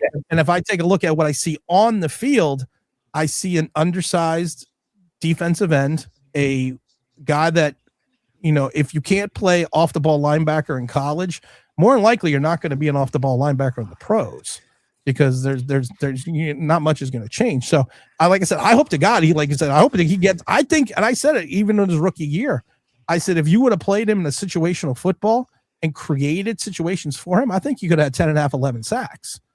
But instead, if you take a look, and this is what I ask about, when Kayvon Thibodeau got hurt and went down, how much of his production really increased until the talent level at the end of the season, the games kind of went down? Because there was a period of time that he was playing for Kayvon Thibodeau and not producing the numbers I think some people thought he was going to produce. But what I was seeing in the earlier games, again, you're going to do the almost thing. He was still getting there. He wasn't getting the sacks. You've watched enough football, Tim, that the sacks come in bunches sometimes. And sometimes let's be honest, Brian Burns last year got some really easy sacks where people didn't block him. He would he'd be the first to admit it. There was an interview recently with John Schmelk where he interviewed the linebackers, the edge players, and Brian Burns was one of them. And he admitted there were some sacks that he was unblocked on. So sometimes sacks come in bunches. What I liked about Abdul Carter last year, even when he wasn't getting the numbers, you could see the talent. That was my problem with Kayvon Thibodeau, was I wasn't seeing him getting there. I wasn't even seeing the almost sacks with him. And I there'd be flashes, but it wasn't consistent. I saw the consistency, and John and I do we do our show after every loss last year and the few wins that we had. We talked about Abdul Carter a lot, because it was like, you saw the ability even when the numbers weren't there. And then in the last few games, the sacks started coming. So we'll see. I do agree 100% with you on this. Is if I'm an opponent and I'm going to be playing the New York Giants, I am running the football for a couple of reasons. Number one, based on history, is they have not shown the ability to stop the run in years. Right. Why would I stop doing that? Number two, I look at who they got up front on the defensive line, and let's be frank, they're throwing a lot of darts at a dartboard there and just hoping that something pans out, because they've got a 6th-round draft pick, a couple undrafted free agents, a bunch of over-the-hill veterans, and some guys that were waived or on the practice squad of other teams. They've got a lot of question marks up front. So if I'm Dallas and I'm the Eagles and I'm the Commanders, I'm running the football until the New York Giants prove otherwise. I agree. And the other reason I do that is because I don't want Brian Burns and Abdul Carter coming after me. And as I want to keep the Giants in a second and short, third and short situation so they can't pin their ears back on it. So I agree 100%. They're going to run the football on us. So we'll find out. Guys, don't forget to hit the like button. My Mrs. Online Big Blue was texting me saying people aren't hitting the like button because I always forget to tell people to hit the like button. Make sure you hit the fucking like. Why do I gotta say hit the like button? It's a fucking finger doing this. Just push it. It's not that difficult. If I can get up early on a Sunday to do this every Sunday, you can at least hit the damn like button. Mr. Perry, you earn the right to rush the passer. Carl Banks, when he was on the show a couple times, he said that. And I don't have the Mr. Perry's like play the clip. I don't have the clip. I wish I did have the clip, but I agree with Carl. You do earn the right to rush the passer, and I think Abdul Carter has to at times earn that right. But like I said, yeah, but it's the space eater. Swarming linebackers can make Abdul less of a negative. I want to get off Abdul Carter for a minute because we haven't even touched on Jaxson Dart. Right. We haven't even talked on what I think is going to be the is going to be the make or break part of the season, because I like all the Jameis Winston. Actually, I don't like the Jameis Winston shenanigans. He wore out his welcome in Tampa. He wore out his welcome in Cleveland. He wears out his welcome with the Saints. But I first of all, I don't understand how you have a backup quarterback that really does not mirror the skills of your starting quarterback whatsoever. An entirely different offense. Brandon Allen actually makes more football sense than Jameis Winston. But I take a look at Jaxson Dart, and I keep saying to people, I count this as Jaxson Dart's rookie season B. Only because of the fact that when you had Brian Dable and you had Mike Kafka, I still say they did Jaxson Dart a huge disservice because of the fact they were not building and cultivating an NFL quarterback. They were building and cultivating a college Ole Miss quarterback to win games in the NFL to save their jobs at times. And I take a look at some of the way he played last year. And when he was on script, which usually for the first 12 to 15 plays, everything went well. And then we had a breakdown from the off script to like the end, towards the middle of the game, toward the end of the game. Then he finally started doing some non-scripted plays. But it was almost the fact that they were taking an Ole Miss quarterback and trying to run plays for him that he ran in college. Because they talked about how they asked him what he's comfortable with doing it from college, and they ran those plays. So to me right now, I think Jaxson Dart kind of gets a mulligan, even though he had a good rookie season, because I think this team, I think Nagy, I think Callahan, Brian Callahan's father, of course, is one of the greatest offensive line coaches in the history of the league. I think you have John Harbaugh. I think they're actually going to teach him how to be an NFL quarterback, how to play at times within the pocket and not hit the escape hatch so early at times. You don't have to do everything on your own. You have 10 other guys on the field. So I'm kind of curious to see what Jaxson Dart presents himself this coming into the season, because we've talked about it on this channel. I worry about Jaxson Dart's footwork. We've shown video on this channel. We've shown him side to sides with Brandon Allen. If you take a look at his deep ball game, and we've said this a million times on this show before. Jaxson Dart, when you are playing with the -2 behind the line of scrimmage and 10 yards, he's money. It's all of a sudden when we start going over that 10-yard line, we start seeing a lot of these white dots. We start looking at this and we start, okay, -2 to 10 yards, he's money. You start going over that, the accuracy falls off. And I think a lot of that has to do with his footwork and the way he's pointing his front foot and how he's not driving his hips and how he's not rotating. We've had Sean Salisbury on and Matt Sims on to talk about this as well. And if you take a look, like I said, as soon as you go away from that -2 yards behind the line of scrimmage and 10 yards, the deep ball falls apart. And I think a lot of that has to do with the fact that this previous coaching regime wasn't teaching him to be an NFL quarterback. They were teaching him to be an Ole Miss quarterback playing in the NFL. So, and like anyone else, when you're trying to save your job, you do things that you probably shouldn't do for not just the benefit of the team, but potentially the detriment of the team and the player. You mean like running into a blue tent to try to get the guy out before he's been cleared for concussion, stuff like that? Yeah. Yeah, I mean, going into the blue tent when it violates all league policy. Yeah, I mean, the last 2 years, Dayball and Kafka were to offensive success what the Challenger was to success of the space shuttle missions. It was embarrassing to see the way that it went. I still like Jaxson Dart a lot. I think he has a ton of potential. I think. I agree. If you look at not only with what you said, which I do agree with, I think they and Eric called this early on that Dart being thrown in there was nothing more than Dayball.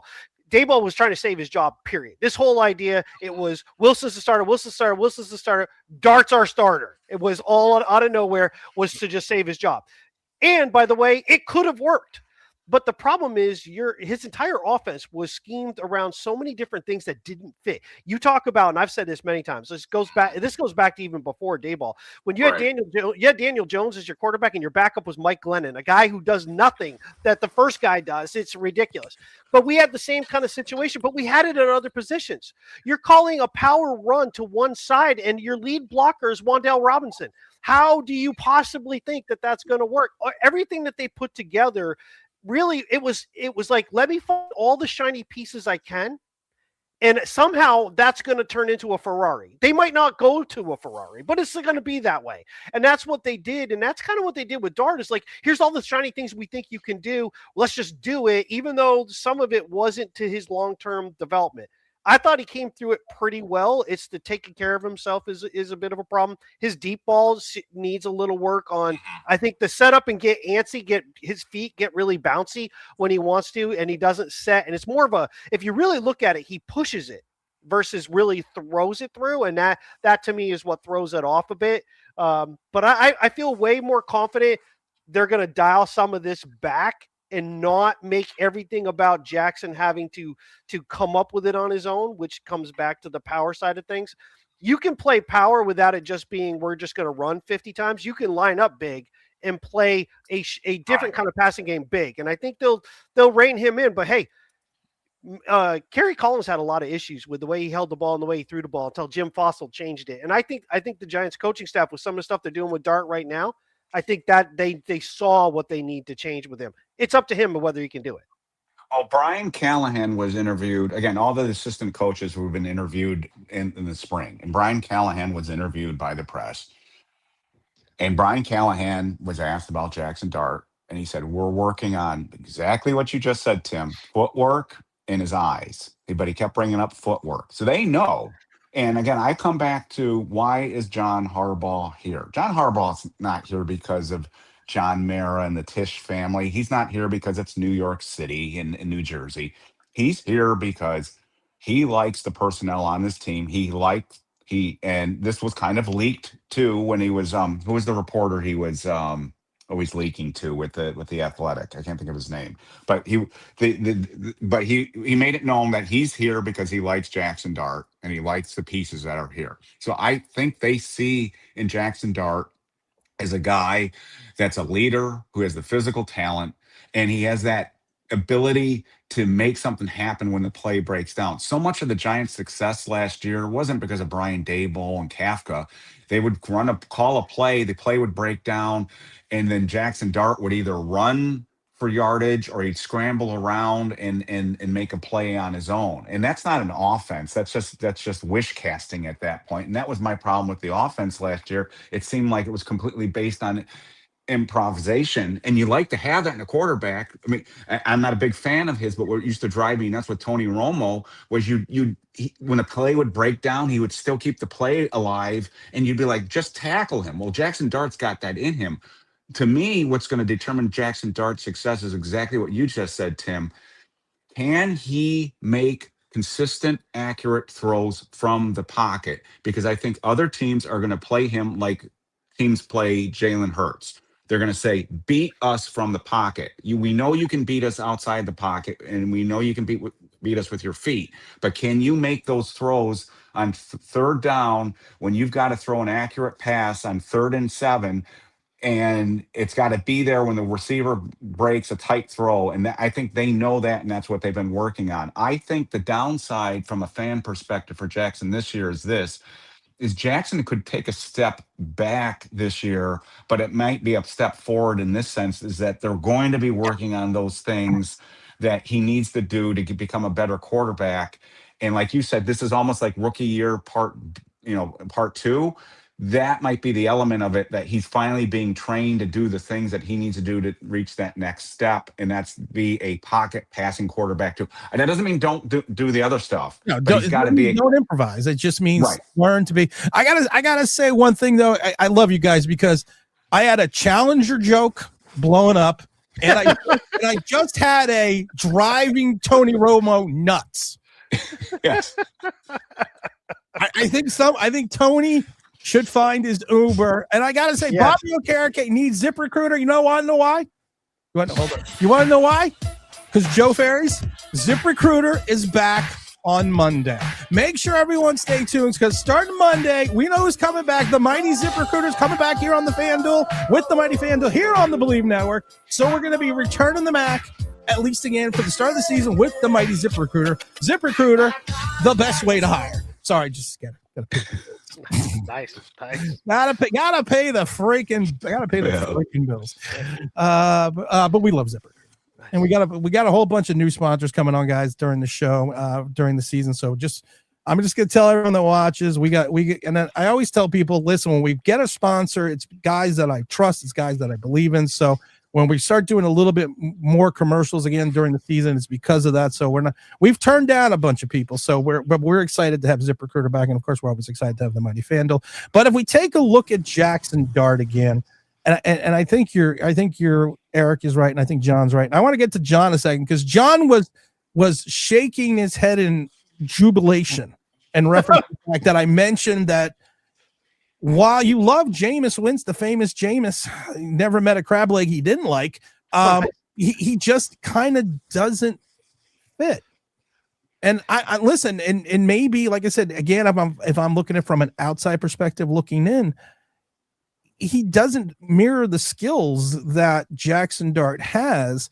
So in some regards, if Jaxson Dart, the blue tent wonder at times, goes down, I mean, John, can we rely on famous Jameis to come in and run the same style offense, or are we going to have to take a look again, kind of what happened a little bit this year? You may potentially have to run something entirely different. Yeah, see, that is a one problem that I have with the backup quarterback piece. If you have a guy, and it doesn't matter that whether you think Jameis is great or you think he's not great or whatever it is, doesn't matter. You have to change at least a portion of the plays that you run because he can't run them. If you're reliant on mobility of the quarterback and you put a quarterback who, can Jameis move around? Yeah, like any other quarterback can move around.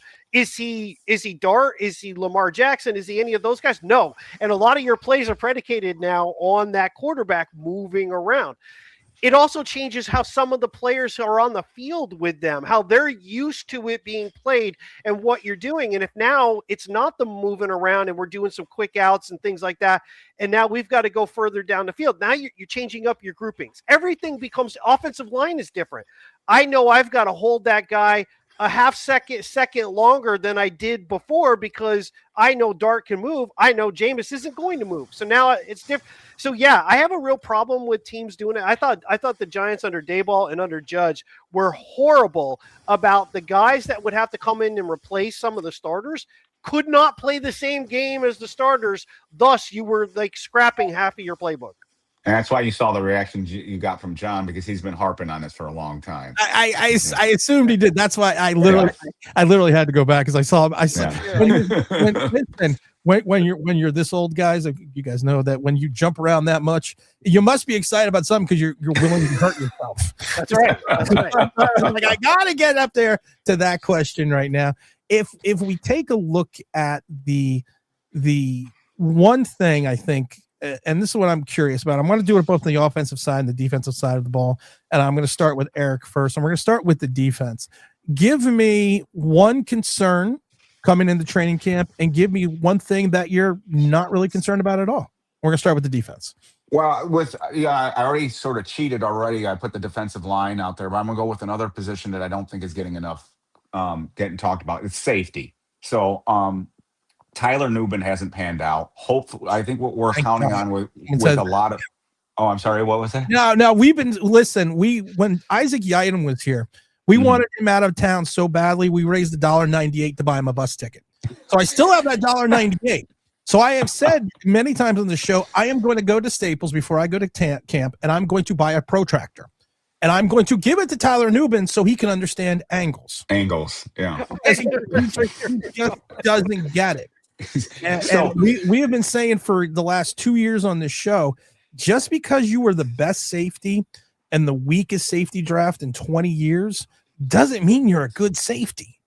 Doesn't mean you're bad, but it doesn't mean you are Ronnie Lott. It doesn't mean you're Ken Easley. It doesn't mean you are going to be this guy. And I always said this with Tyler Nubin, you need to put him in the box.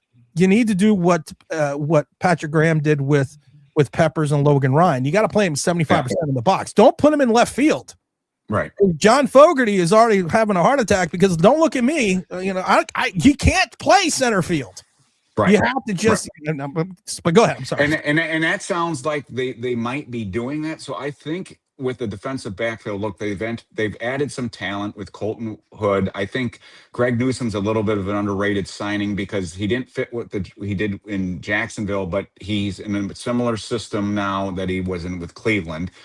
Paulson Adebo is going to be in a system now that he was more similar to what he had in New Orleans. So I think there are some things schematically Denard Wilson's going to do that are going to make these defensive backs play better.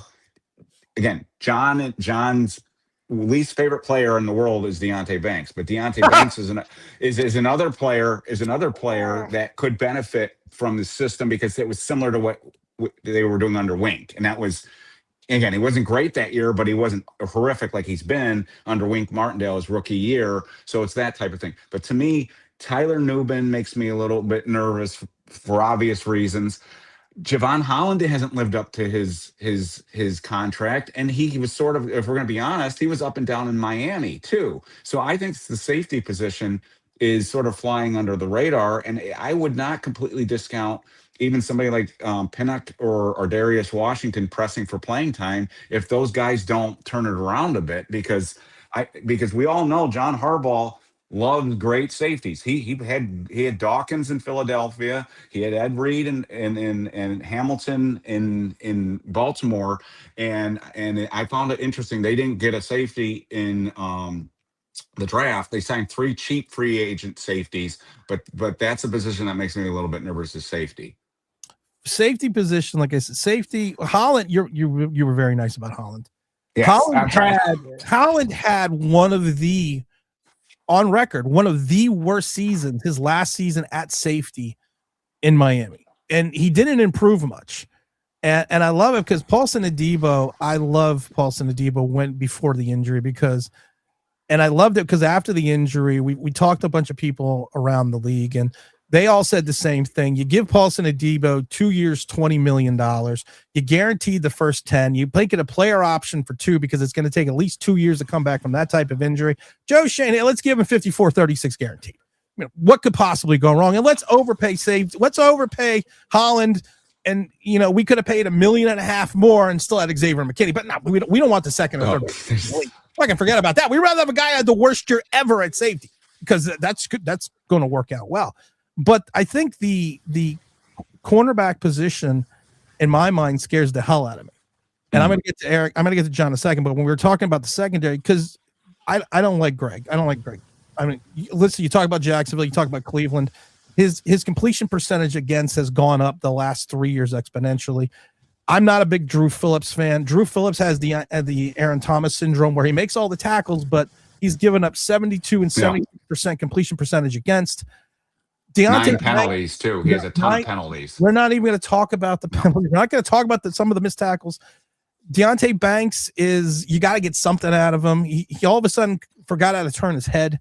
And as a former corner and former safety, I can tell you, if you don't turn your head on a play, you're not really going to see much. And then you take a look at Colton Hood.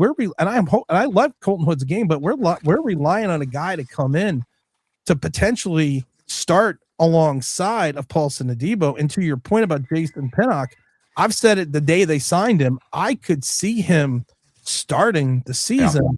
And if we're going to start Washington, I can't because he's the shortest safety in the entire league. And honestly, his one season as a starter in Baltimore, they're like, well, look at it. Look how he played. Baltimore on paper that year had the worst secondary in the league. And he was part of that secondary. So I agree at 100%. But John, I'm going to get up to you on the defense. What are you most excited about? What are you most fearful for? Yeah, so you kind of just covered the part that for me is fearful is the cornerbacks. I'm not confident with the bulk of the group. Newsome, you're gambling a lot on a guy who hasn't lived up to it. Banks, to me, I know we've had this, so I'll try to be kind and not do some of the normal shtick I do with Banks. But quite frankly, you can say he had some off the field stuff last year and that was affecting him, and that may be true. But usually that just affects you from you're kind of just not really in the game as much. You're just getting beat a little bit. It doesn't make you do things, though, that are just completely contrary to what you were supposed to do. You're just not very good at it. He was doing things intentionally. Like you could see if he had outside contain and a big lineman was coming towards him, he went inside and he had no intention of getting involved in that run play. And it wasn't just last year, though. It goes back to the year before that. It was the same thing. So cornerback to me, I'm with you. The Adebo thing, I'm hoping that leg injury, it took a little longer to come back from. But again, you're gambling and you gave a lot of money for it. Joe Shane, I've already said, you just said it. I said it before. Everybody points to Saquon Barkley. They point to the Hard Knocks thing with Barkley. To me, that's not the one. If you want to look at it where he failed, he explains why we're not going to spend that kind of money on a safety, and then you go and spend that kind of money on a different safety, not as good. So, okay, like that seems pretty counterproductive, but whatever. That worries me. I'm excited defensively. I'm excited for that linebacking group. I want to see some return to the, again, old guy talking. I know. I want to see a return to the 80s kind of guys. But forget the 80s. Even jump into the 07 and 11 when those edge guys in reality, freaking Osi was playing at 255. Strahan had dropped down into the low 260s, high 250s at that point. These guys were linebackers in the 80s for the Giants size-wise, and that's kind of what we're dealing with now. That's what I'm excited about. Offensively, I'm worried about the injuries from the two guys, from Scatterbo and Nabers, and that neither one of them comes back exactly the way that we were, because you're counting a lot on those two guys to be, because everybody else is it's a piece. They are the center piece. The other guys they're all just sort of around and it'll help. Dart, of course, that's a different story. But I mean the playmakers themselves. You got two guys coming off major injuries, and so I'm worried about that. But I'm excited. I'm excited for this season, and I'm excited to see a kicker. I don't know who it is yet, but I'm excited to see a kicker who can actually not get hurt in warm up. Let me ask you guys. Let me just get this question real quick here. Mastermind. I'm gonna give you an example right off the bat because it came from Baltimore. Lamar Jackson, Tyler Huntley. Yep, 100%. So I mean, I'm just gonna throw that. But go ahead. But they did. In Baltimore, they brought Cooper Rush in too, didn't they? And yeah, but they immediately went back and brought in Huntley, and they get guys like that. Yeah, they immediately said, "What, Cooper Rush? No, we think we did a little bit of a mistake there." Now, but Cooper Rush plays against the Giants as a Dallas Cowboy, and he's 2-0 against us. And you see him in Baltimore, and he's awful. Then he's awful. All right, let me ask you this. Let me ask you guys this: if perchance the Giants do, and I'm not making this prediction, but if the Giants do end up having a good defense, say like 12th in the league, 11th in the league, somewhere in that's really an indictment on the previous coaching staff, right? If this ends up being a good defense this year with many of the same players that were there last year, that tells you how big coaching matters in the league too. Would you agree with that? I'm going to say this, and you guys, I mean, I've gone on Shane Bowen rants for years because Shane Bowen, even as he was almost 6 years in Tennessee, his first season, he wasn't even named defense coordinator. And Mike Vrabel talked about this. He was the quasi defensive coordinator, not by name. He always produced hard secondaries. It wasn't until Jim Schwartz came in and came back out of retirement for 2 years. Yeah. And Schwartz talked about this in the Daily Tennessean, that his job was basically to be a second set of eyes and mentor for Shane Bowen. Shane Bowen's and secondaries improved over those 2 seasons. Jim Schwartz leaves, everything falls off the bus. So and I agree with you about the coaching aspect, but my thing is this.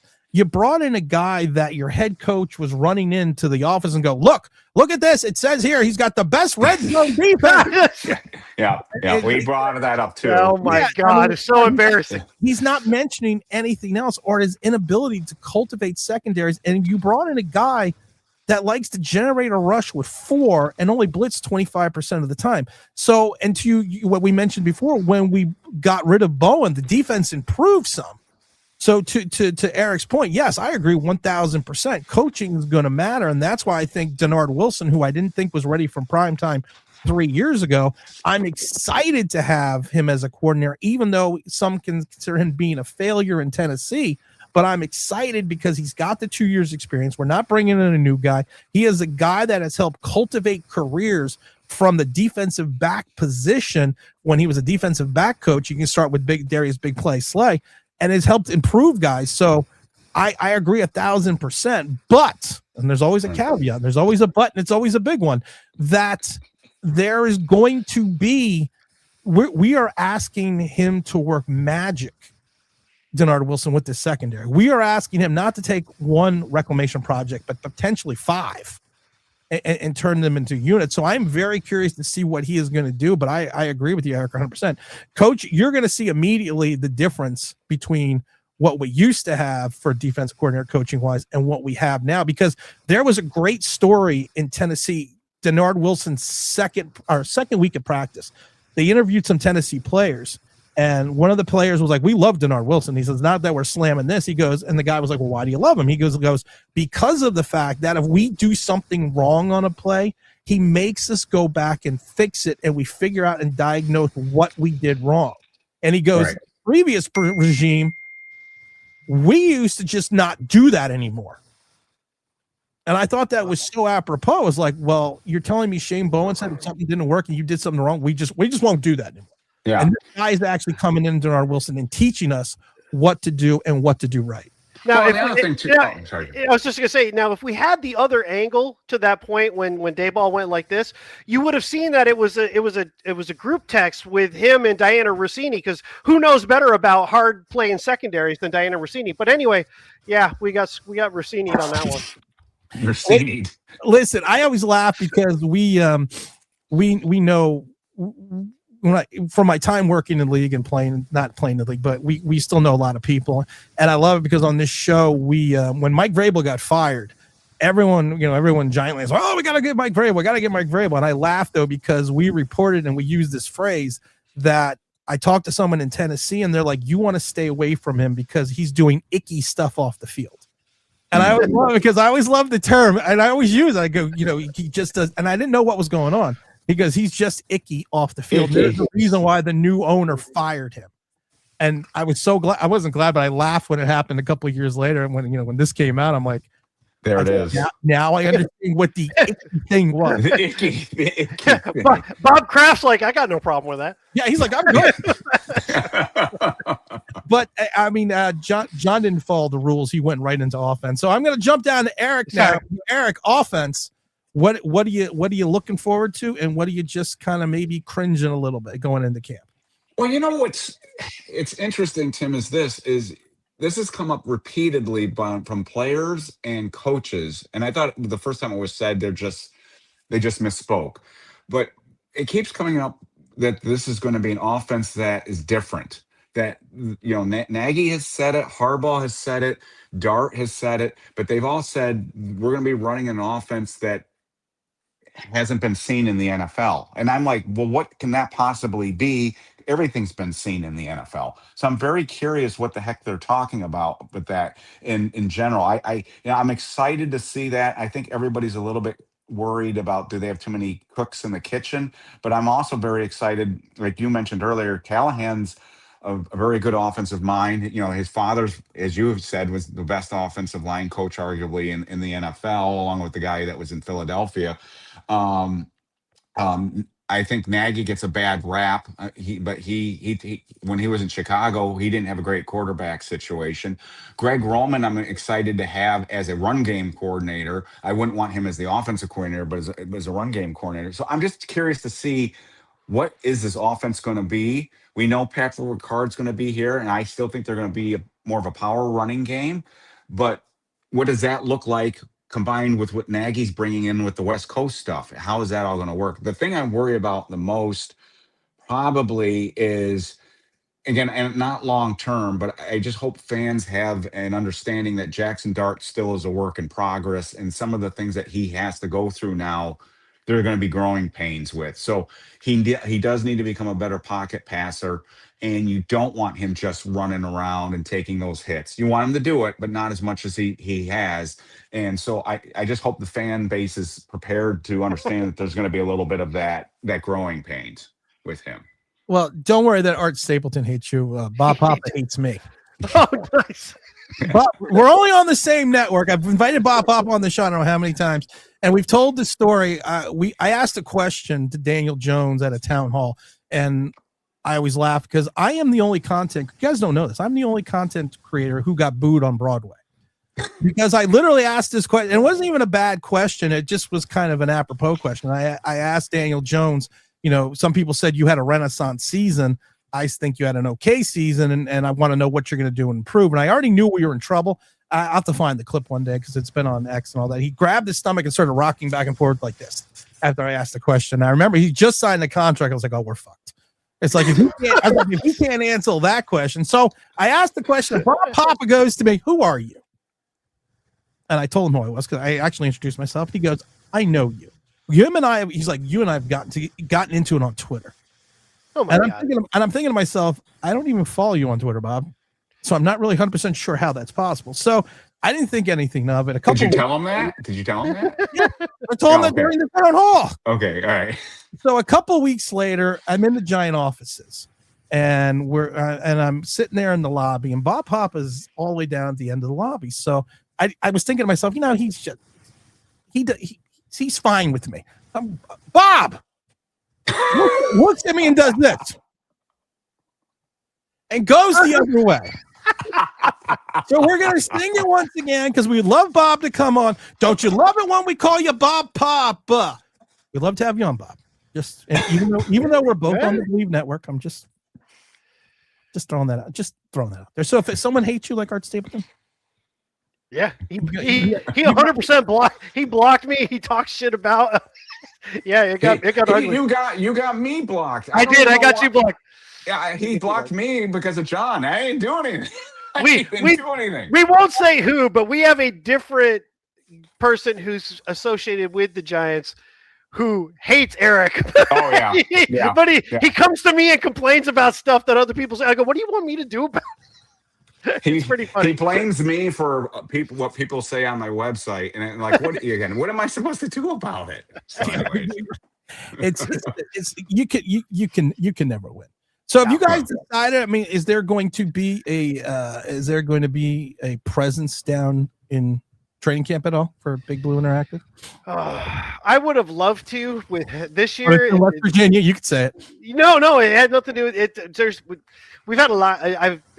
Not to delve into shit, but I've had a lot of like very tough family, personal life stuff that's kind of thrown things up in upheaval. So I've kind of had to dial back some of the things that I've been doing, but we will be on a lot.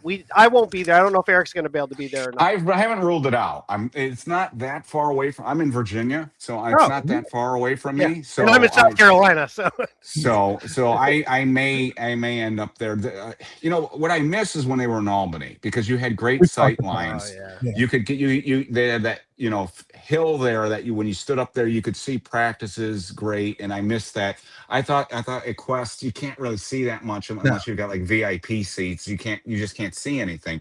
So if the sight lines are good, if early on in camp it looks like you can see something, I think I may go. But if it's like Quest and you can't see anything, I don't know if I'll make that trip. Well, there's a couple other teams that have gone there for training camp purposes. And Eric, you bring up Albany. You can explain this to me because I've never figured it out. In the back practice field, there used to be like a 3-foot fence coming off the field. I still don't understand that fucking fence. I never understood that. But I tell the story that I actually stood on that fence once and talked to LeVar Arrington for like a half hour because it was great. Because back then you go to the evening practices, the afternoon practices.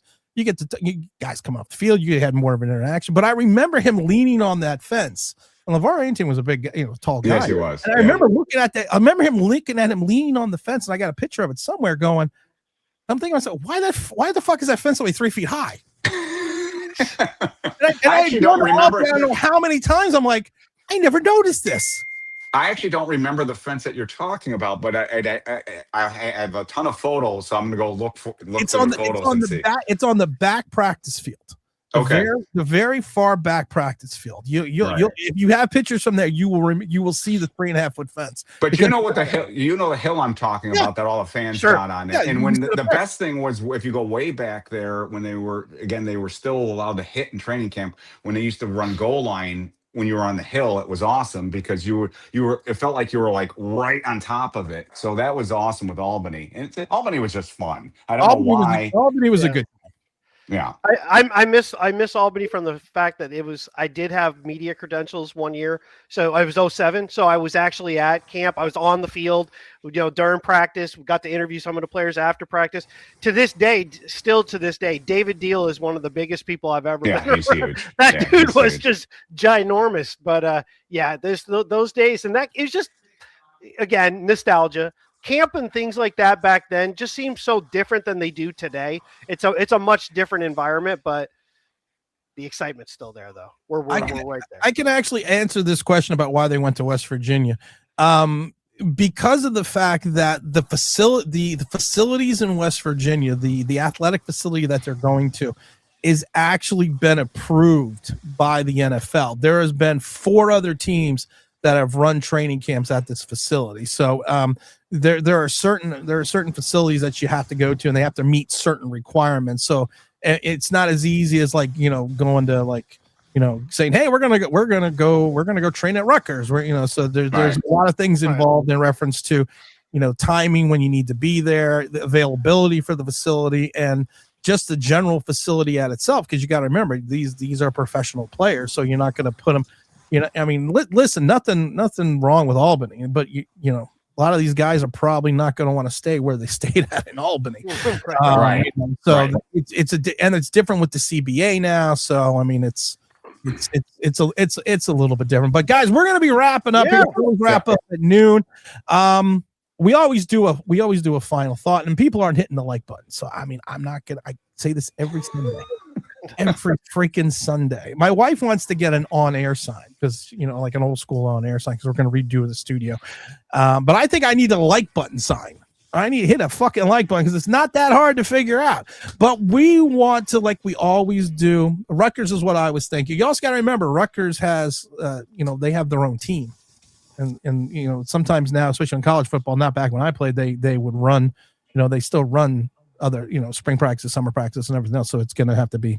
I'm not going to get into that, but we're going to start on the top with Big John here. We always give the final thought of the day in regards to. It can be anything. It doesn't have to be football related. It doesn't have to be Giant related. It can be anything. We always, we always say no pressure.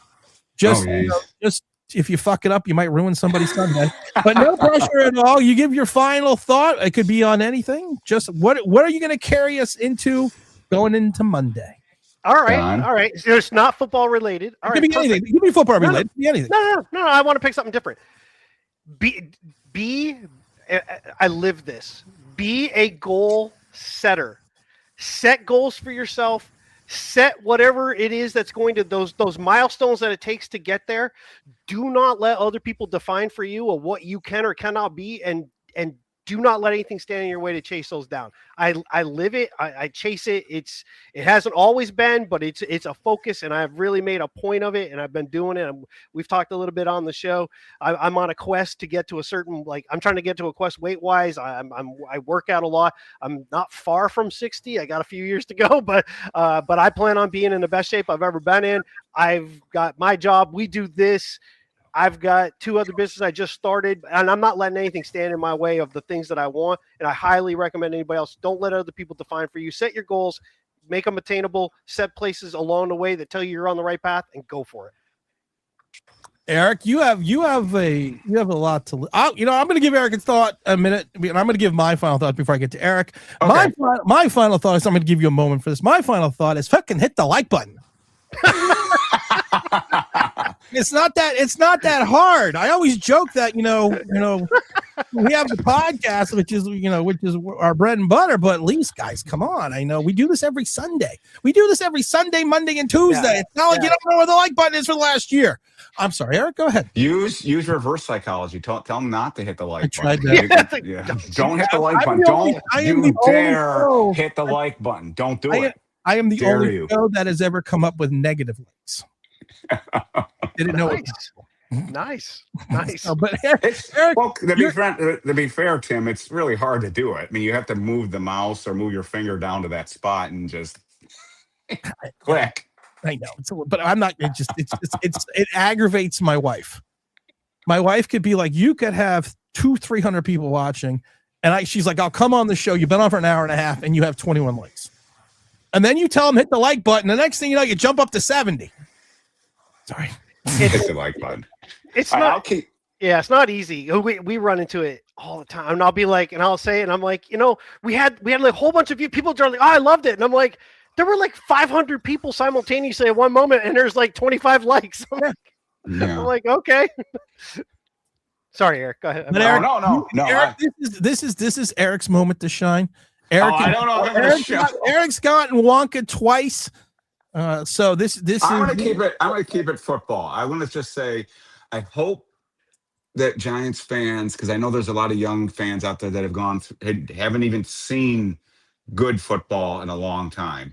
I just hope everyone appreciates the fact that we've got a real head coach now, and it's going to make all the difference in the world. And again, that doesn't mean we're going to the Super Bowl this year, but there's competency is back in the Giants franchise right now, and it's going to make, and you can see it, you can feel it. And I just hope everyone understands that things are going to change. I really believe that. I think you can feel it. And I think that doesn't mean there's not going to be ups and downs. Even if you go back and look at the Giants Super Bowl seasons, there were always periods of time where you thought, oh my goodness. I mean, look at even the Eli Manning first Super Bowl run with the Vikings game where he threw four interceptions and 3 of them were returned for touchdowns. There'll be down moments. But there'll be down moments. But it's a big deal that John Harbaugh's here, and it's a big deal that I think they got a quarterback now. And I'm just very excited for the first time. And before, in previous seasons, you were just kind of hoping and you were praying, but it was Joe Judge and you had Daniel Jones, and you knew it really wasn't going to be. You weren't really going to compete with the big boys. I think they've got the pieces in place, and I just hope people enjoy it because it's going to be fun to watch. I have to agree with that. And as Spy Smasher, you told me in my email to be nice. Because we are wallflowers. We talked about Spy Smasher before we started. We've talked about Spy Smasher before. He's the one who set this up. So. He gets full and Spy Smasher. You will know that it's the second show that I go back into being me. Ask Carl. There we go. Because I even told Carl Banks, I said the gloves are coming off when he came back on. I'm like, it's coming off now. He goes, they came off the last one. I'm like, well, yeah, I guess. I said it's always you're not supposed to tell me it's the second show we get them, not the first show. No, I'm just joking. But big shout out to Spy Smasher because he warned me. He said he's going to get you. Tim. He said he's going to get you. I told my wife that, and she's like, "What is he going to do to you?" I'm like, "I don't know. I don't know." No, you guys weathered the storm. I mean, it was fun. It was fun. I'm not bad. I always love it because people will send me emails and text messages and DMs and comments where they tell me profusely how much they hate me, and it's awesome. Wow. Because it's right.